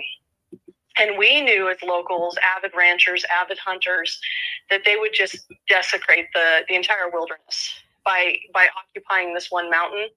We also knew they wouldn't stop there. We didn't want the bribes. They offered bribes. They offered all kinds of things. And we fought them and won over using their own tactics. So they're like, oh, this is an endangered area with an endangered animal. You can't go there. You can't build there. You can't run your cattle there. Well, we found a specific type of sage grouse that's habitat is predominantly that area in that mountain. And we were able to use their tactics against them. And when I tell you the scathing letters that my father received over that, because they couldn't put their wind turbines there, because there was an endangered sage grouse, because there was an animal that actually needed protection, they don't care. They don't care. They've got figured out that they can take this earth to the brink of breaking and that it'll replenish itself, and decades of us, generations of us will pass by and they will attain their goal. They don't care. And most of your gladios you will find in connection to gold, diamonds, uranium, some form of currency. The reason I've been focusing on uranium is because it's literally taking over the stock market right now. We are supposed to believe the narrative that we should hide under our desks and hope that we don't melt to them, that nuclear security, and we needed to fear searching it and looking at it. And then suddenly it just 180'd. I truly believe, Colonel, that the Green New Deal was a Gladio event to put us in such a state of suffering that we would accept what we were taught to fear is our savior in the way that they want to bring nuclear energy in, because it's not safe. But they have gone to all these places doing exactly what you are pointing out. They're doing it in Idaho right now, and they're doing it through the reintroduction of Save the Wolf. The wolf that they introduced there is 100 pounds heavier than the natural wolf that used to be there. It is desecrating these ranchers. It's desecrating their herds. It's desecrating the hunting and the ability to conserve through hunting, because it's just wiping everything out. That all started about 10 years ago. And now what they're doing to the ranchers is saying, oh, no more water usage. Just in time for Bill Gates to buy up a bunch of land. And what did him and Warren Jeff do? Put a nuclear power plant right at the corner of Idaho and Wyoming.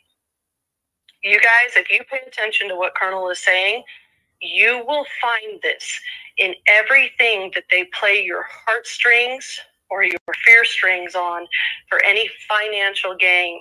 And if you guys start doing what she's doing, it could wake up the world.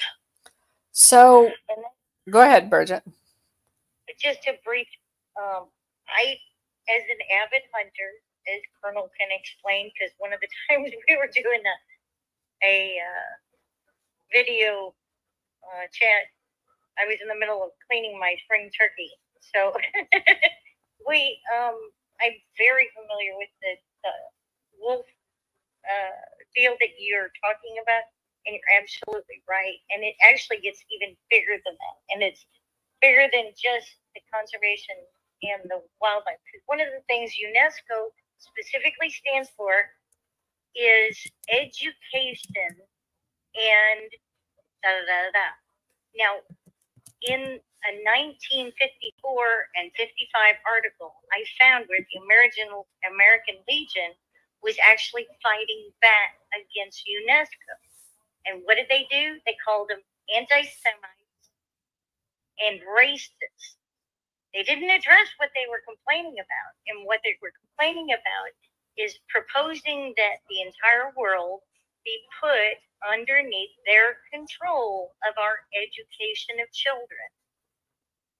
And back then, I mean, that's 70 years ago. To put it in perspective now, think about this. 70 years ago, people were saying, no, no, no, we don't want this. We don't want you to control. There's nothing wrong with their education.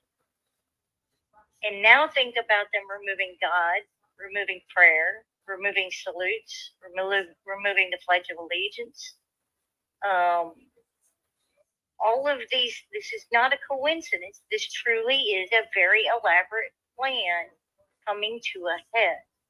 And everything from, I've been able to link everything from the transgenderism back to UNESCO. All of this. Now, that does not mean that by removing UNESCO, you fix the problem. Because they'll just reorganize and reopen under a new name. They've done it a bunch of times. It's not until the individuals go to jail and get thrown away the key, and that is giving them no place to hide. And that's why I love that the colonel always brings up the spelling of these people's names and repeats these people's names and repeats these people's names, so that once you start reading through the newspapers, names will pop out at you. And it's because you've heard them over and over and over again in these operations. And that's what's going to stop them. Yeah, and to your point, Bridget, I'm an avid hunter too. I mean, I grew up hunting. So, and, you know, anyone that has issue with that, like the hunters are all about the conservation. They don't want to take more than they need. They want to fund ways to protect the animals. One of the things that we deal with here in Nevada is the Wild Horse Organization that receives $85 million every year in funding. And they have these horses sitting in these cesspools that are they're just rotting away because they're not adoptable. The ranchers used to maintain the herds, and they did it with kindness and care and awareness. And so the population of horses, you know, did well with that, not overboard and not underboard. But what they did with this Wild Horse Organization is they started peeling off land, and they started saying, oh, well, you can't round them up anymore, or you can't, you know, help the sick, or you can't help this. We'll take care of everything. And now you have wild horses running everywhere. Now, I'm an avid horse person as well, but the way that a horse grazes versus a cow is vastly different. So a cow and a sheep, they don't have top teeth. And when they graze, they break the plant at the base, where a horse can take the plant and rip the root. And it is, I mean, there's animals starving here in Nevada. And you have people that are on the East Coast who are not familiar with this. They're like, save the wild horse. And we have so many of them that are literally starving. And it's starving out the other animals. Well, if you look at that all started when they got really interested in fracking in our area. And they got really interested in the uranium that's deep-pocketed through these areas. Bundy Ranch, all of that kind of happened at the same time. And if you guys want that dig, I will send the info over, because it directly connects to everything I'm doing. And it's just a mind fry to see how all these little cells, it's almost like the Q map, right? You have this like big concept of just take.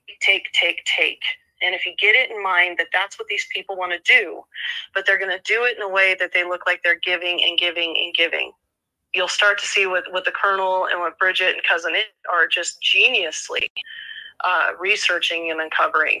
And it is an entire huge web. I see the pattern of it everywhere now, and it just drives me bonkers.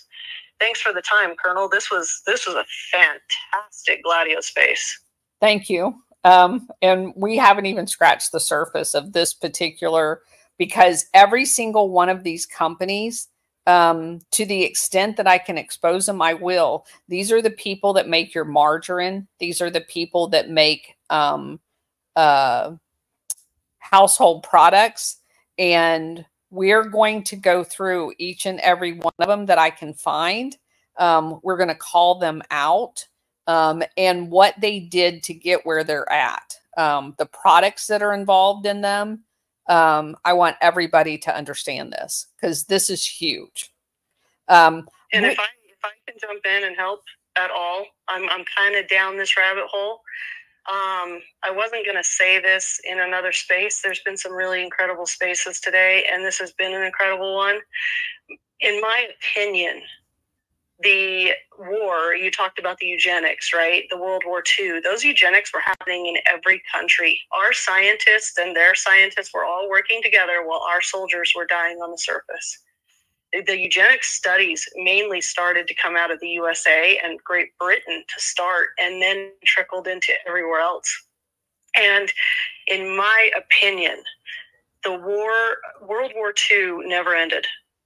When Q says the silent war continues, I firmly believe the silent war went into the patents, and that's how they wrapped up so much stuff. And you start to see some patents come out in the 80s where it is literally good versus evil, and there is some natural stuff out there that has been, either the patent has been processed for healing and it's a global patent, or it's the process and how they're harvesting it that's been protected by a patent, and they're literally using their game against them.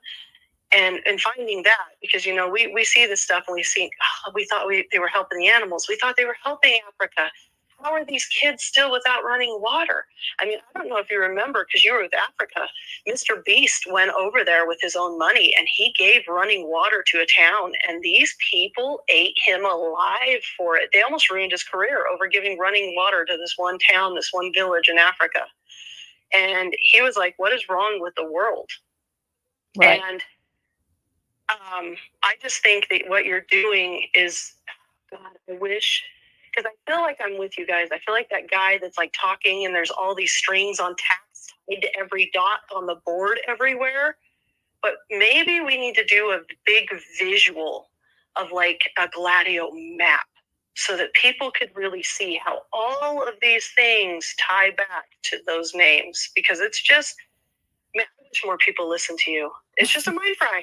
Well, I've already started that. It's on a Kumi brain chart. So I'll show it to you later. Andy, go ahead.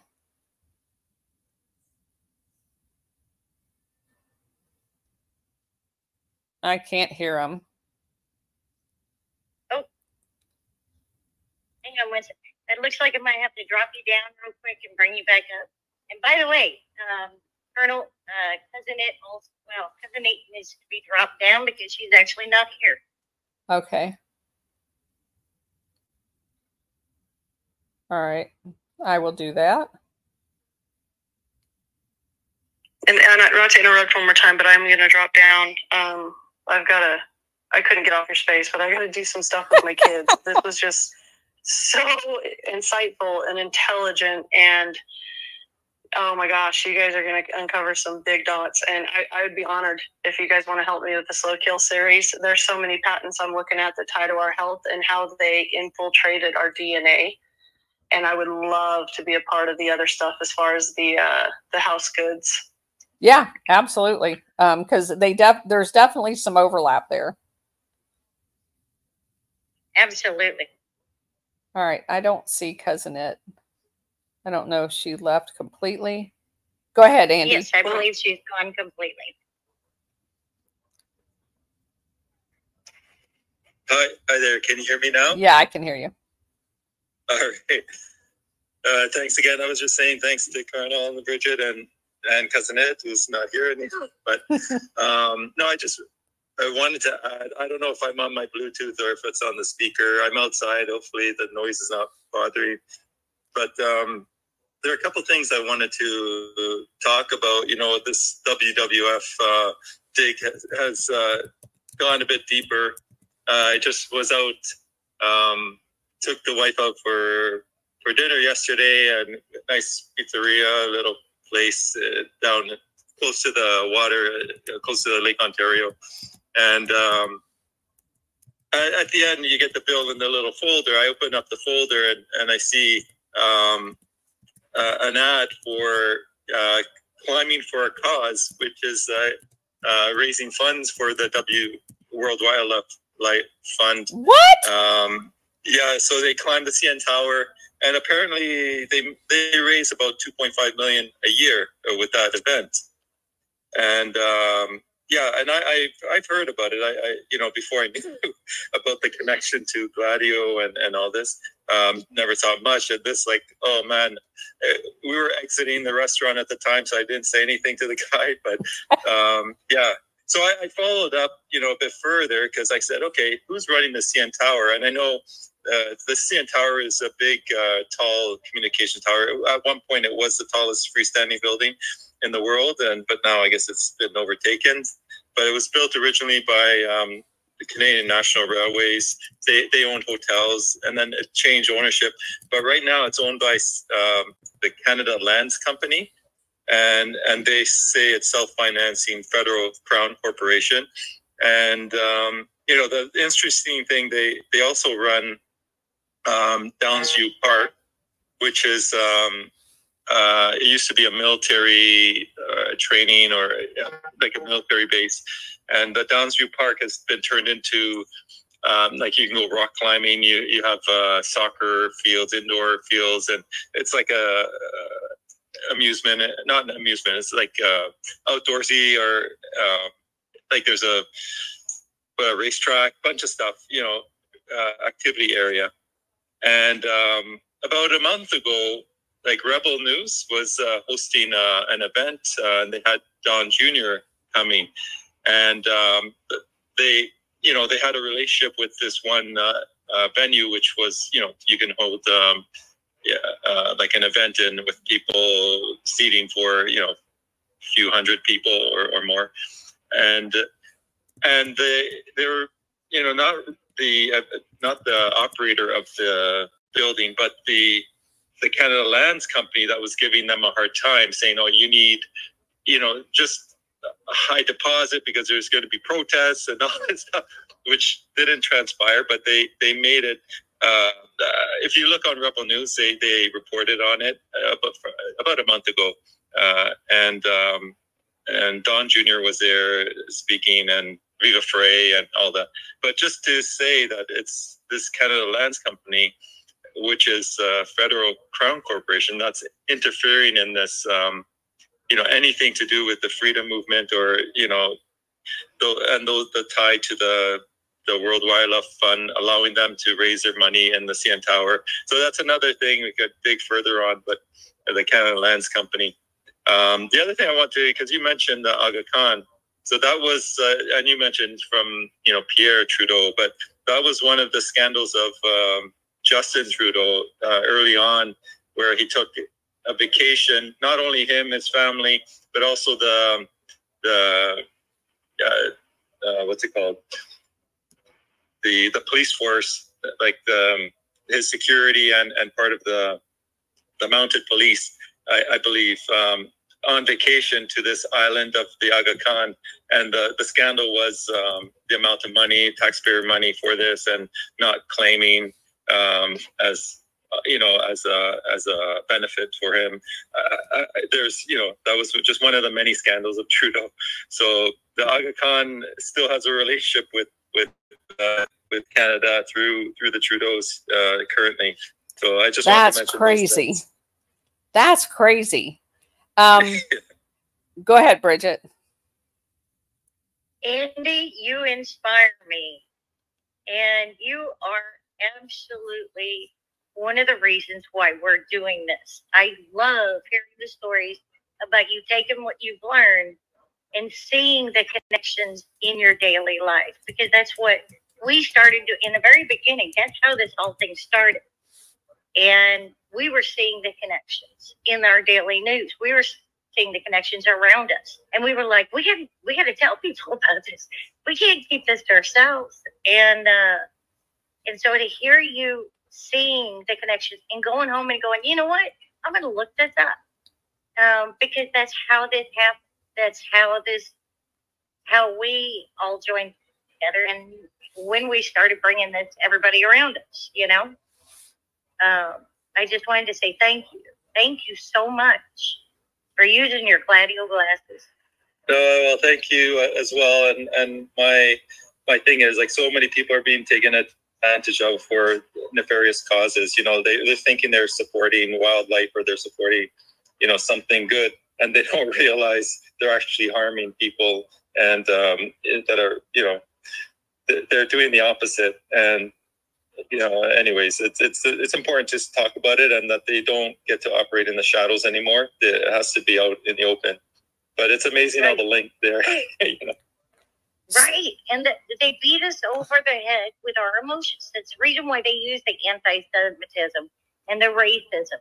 And the reason why they say, do you want the polar bears to die? They have no more place. And they use our own money to cause our own extinction. They're using our own money that we're donating to cause the death and murder and poisoning. The poisoning and cancer and stuff in Argentina because of Monsanto, which all has to do with this UNESCO and all the, I mean, this is all tied together. Yeah, we're going to get to, we're going to get to Argentina tomorrow. Right. And we saw that President, who, like I said, had a prior engagement, had to drop out. But she had brought up that she saw on your profile, you're running for office.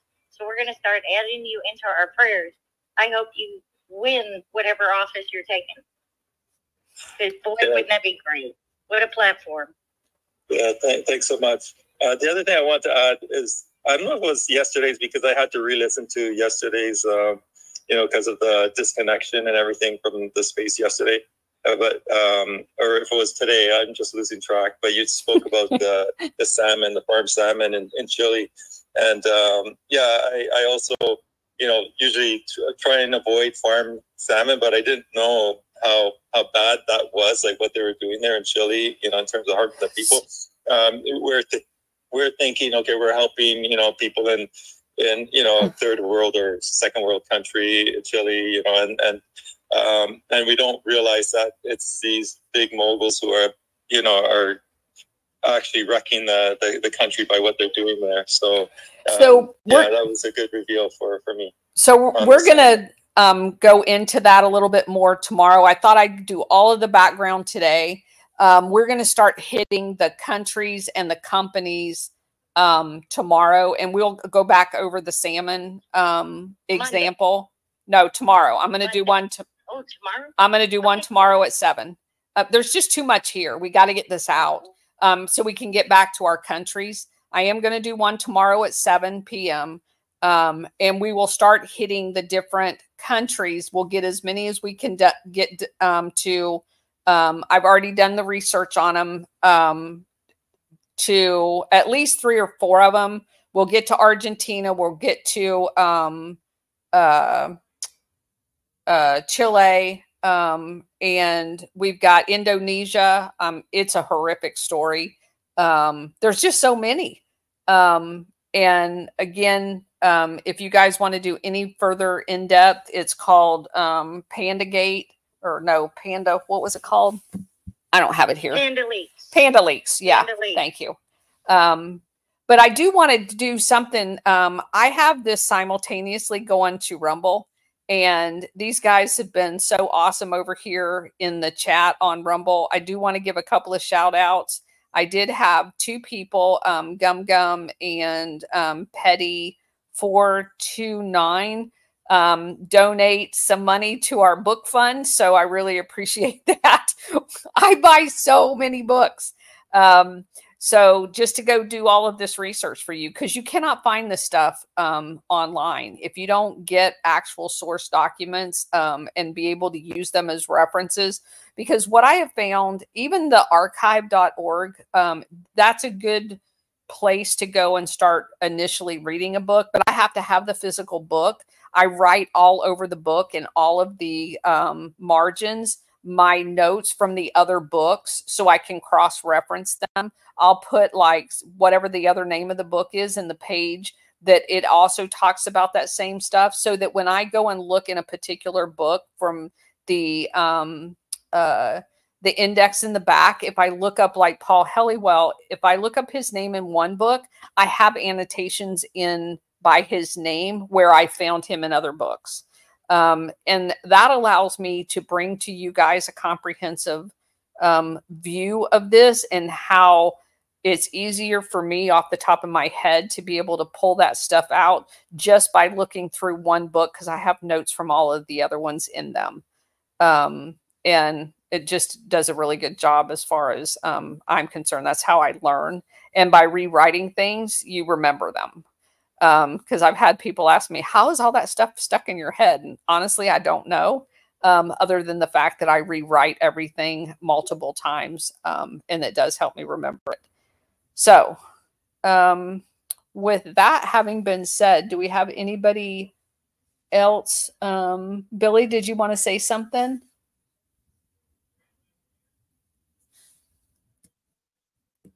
You had asked for a mic. I didn't want to not see your hand.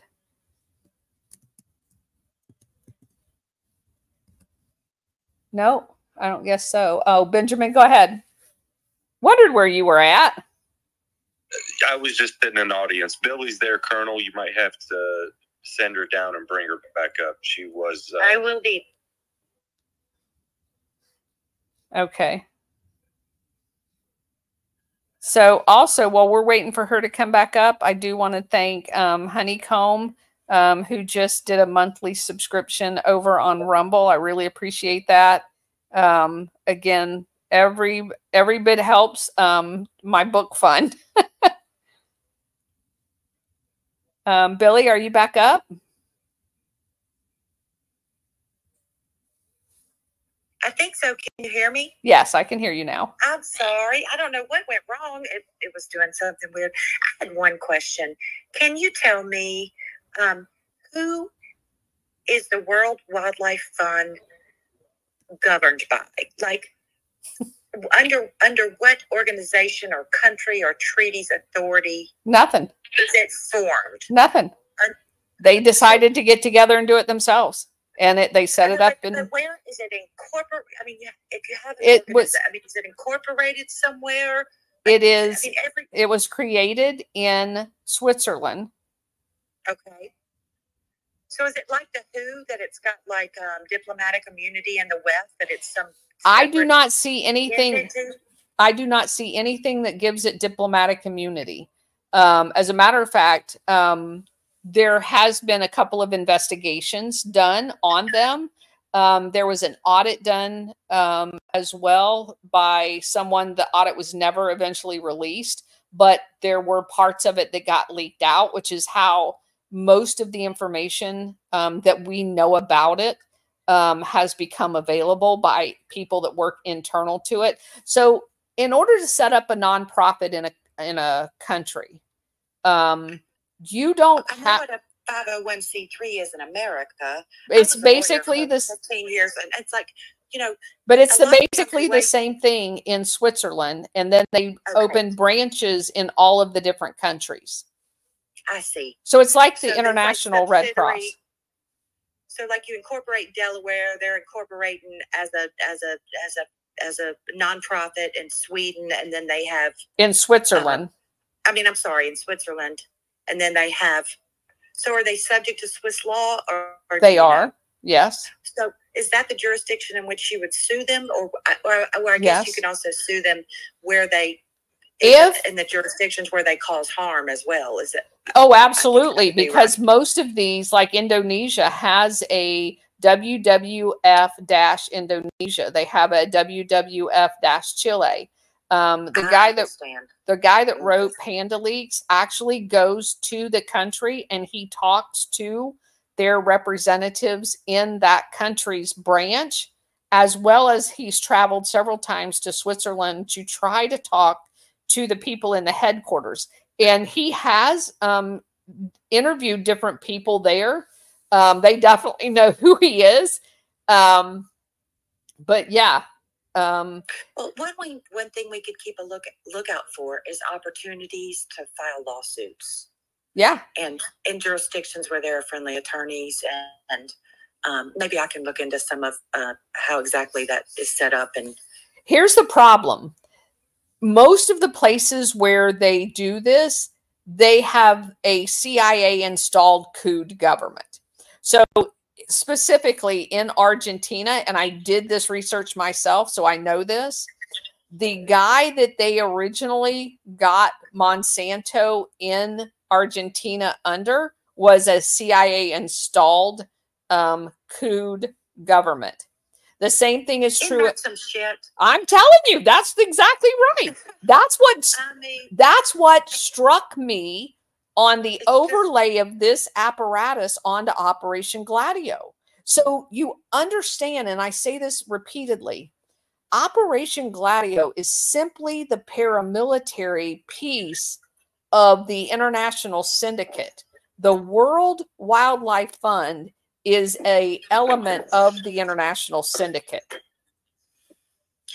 How do they keep it all straight? I mean, they have more groups and subdivisions and parts and pieces and secret clubs, and it's just a crazy tangled web. You are doing an amazing job of unraveling it for us. Thank you. Well, those people have staff in order to keep it straight. It's not necessarily them keeping it straight. Yeah. So right. Unfortunately, I gave up my staff when I retired. So now it's just Bridget, me, and Cousin It. Well, you're like 10 people, so that's a good thing, I guess. Yeah. Thank you, Colonel. That helped a lot. I appreciate it. Thank you. And one of the things I just wanted to mention related to that is a lot of these people, you know, like they have been, they come in and they set up, we'll say, a little wildlife refuge, and they uproot a few small villages and wipe out the population. And they do that in order to send a message to the other villages in that area, because eventually they will decide to expand that area and they will double it and double it. And when they come in with backhoes and wipe these people's homes out with all their stuff and all their animals. And they literally murder and beat anyone who stands up against them or tries to stop them from doing this. And you end up with a people that are mentally and physically so abused. And on top of it, they have nothing. They have no money. They have nothing, literally nothing. And they do that on purpose so that these people cannot band together and sue them. Are there people that are openly speaking out about it? Yeah, but this is in an area where they are not allowed any platform, whether it be online or anything. I mean, they keep them in a depressed area on purpose. All of this is skillfully done. And it is a like I said, not just taking away their land and their things. They're killing them in the process, and they're doing it openly and publicly, beating them brutally in front of each other to send a psychological message to keep these people from fighting back. So one of the stories that we will cover in Indonesia illustrates even when you win, you lose. There were several people in different areas that did sue the WWF endorsed companies there, and they won. But in winning, they made their lives hell. So it is one of the few scenarios where when you win, you could also lose overall. So Bridget's absolutely right when it comes to that. I don't see any more hands up. Benjamin, go ahead. Thank you, Colonel. No, another amazing space. I love coming in and listening to you. Part of like how I try to look at all this, you know, when I go back and think of like the Wild West, you know, in some small town, you know, take somebody like a sheriff. You know, if he's the sheriff, everybody knows who he is. He's out in the light. He's the one wearing that big old badge. You know, that's part of the problem when you're a good guy. Everybody knows who you are. These evil people, they're able to hide in the shadows, you know, like they build up these corporations, these entities and everything, and we're just too far from the source. We can't see it. You know, that's why like today's time is so important. That's why like the information that the colonel and these ladies put out is so important. You know, if you look at like what happened with P. Diddy, you know, they showed with him how he had cameras in every room in his house. How, and they showed how they were able to bring people in and corrupt them, you know, compromise them, catch them in bad situations. That way they'll close their mouth, you know, like these things have been going on for a long time in our country. You know, just now it's coming up to the surface where it's a lot harder for them to hide these types of things. So like these talking about these things that are going on today, it's like you need to be talking to more people out there if you can. If they, you know, if that's what your calling is, do that. You know, when I walk around here where I live, I'm talking to people all the time, and a lot of us are saying the same things. A lot of people are seeing the same things. You know, these organizations and these entities and the types of things that they're doing, you know, and it's like I served 20 years in the military, and me taking a step back and looking at this situation, everything that's going on here in America, it's like, to me, we're not free people. We're not even close to it, to be honest with you. If they can make you, force you to take a vaccine just because they tell you that there's something bad, if they're able to control all the information coming in and going out, and they don't have to tell you the truth. I mean, America is one of those nations where it is legal. It is legal to send subliminal messages through the TV and through, you know, movie theater screens and stuff. It is legal to do things like that. You know, it's like we got a lot of cleaning up to do in this country. So that's why this election is so important. That's why getting out there and voting and getting America First candidates in there is so important. You know, I looked into getting into politics shortly after I retired from the military, but you go to these functions, these get-togethers that they have, and what it is you're selling yourself to these institutions, these groups, these lobbyists to, you know, help you get into office.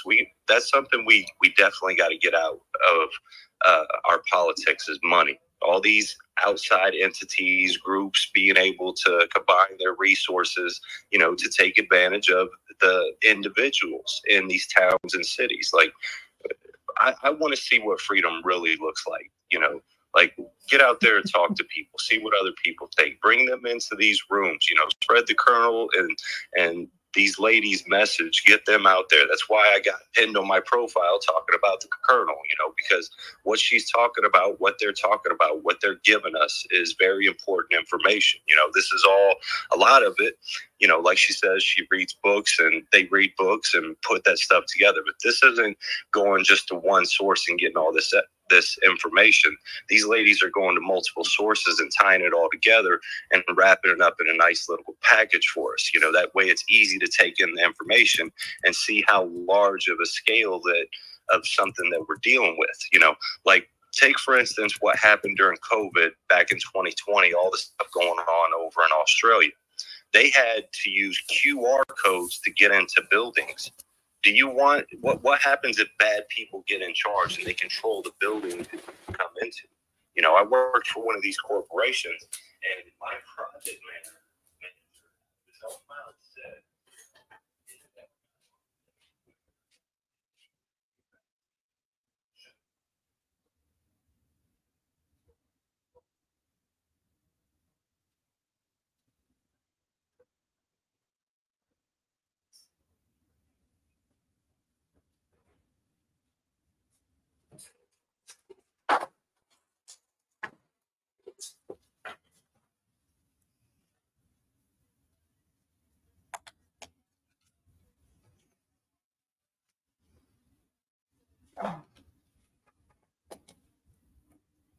Well said. Well,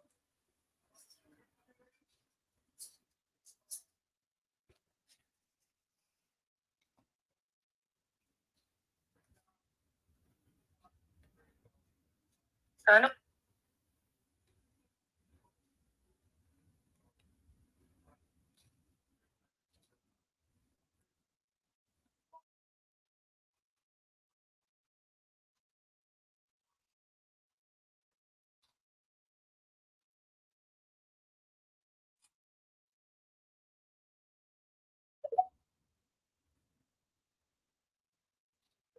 I lost his voice right at the very end.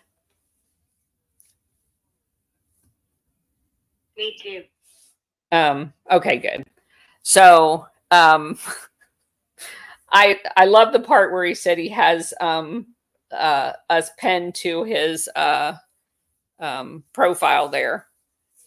But I also had to give another shout out. Holy crud, you guys are just going crazy on Rumble. I love it. Let me find him because I definitely need to give him or her a shout out. Boom Diggity.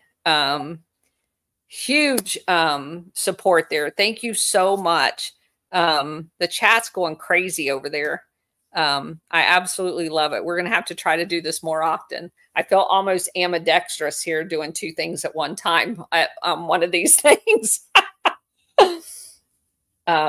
So anyway, okay, we've been at this a little over 2 hours. So I'm going to let you guys go enjoy the rest of your evening. We are going to come back here. I realize not everybody will be able to be back here at 7 tomorrow night, but at least we're going to push the content out. You guys can listen to it as soon as you have available to do that. Because these next few shows you're not going to want to miss. We're going to be dropping names and we're going to be dropping bombs. So stick with us. This is probably, I realize the rest of the stuff we have to know in order to be able to frame everything, but this is some real hard hitting stuff that goes to the heart of the true evil. So definitely going to drop some bombs here in the next few days. But we'll be here tomorrow at 7 p.m. and then we'll start back on Monday at noon. So thank you all for being here. Really appreciate it. Thank you. Thank you.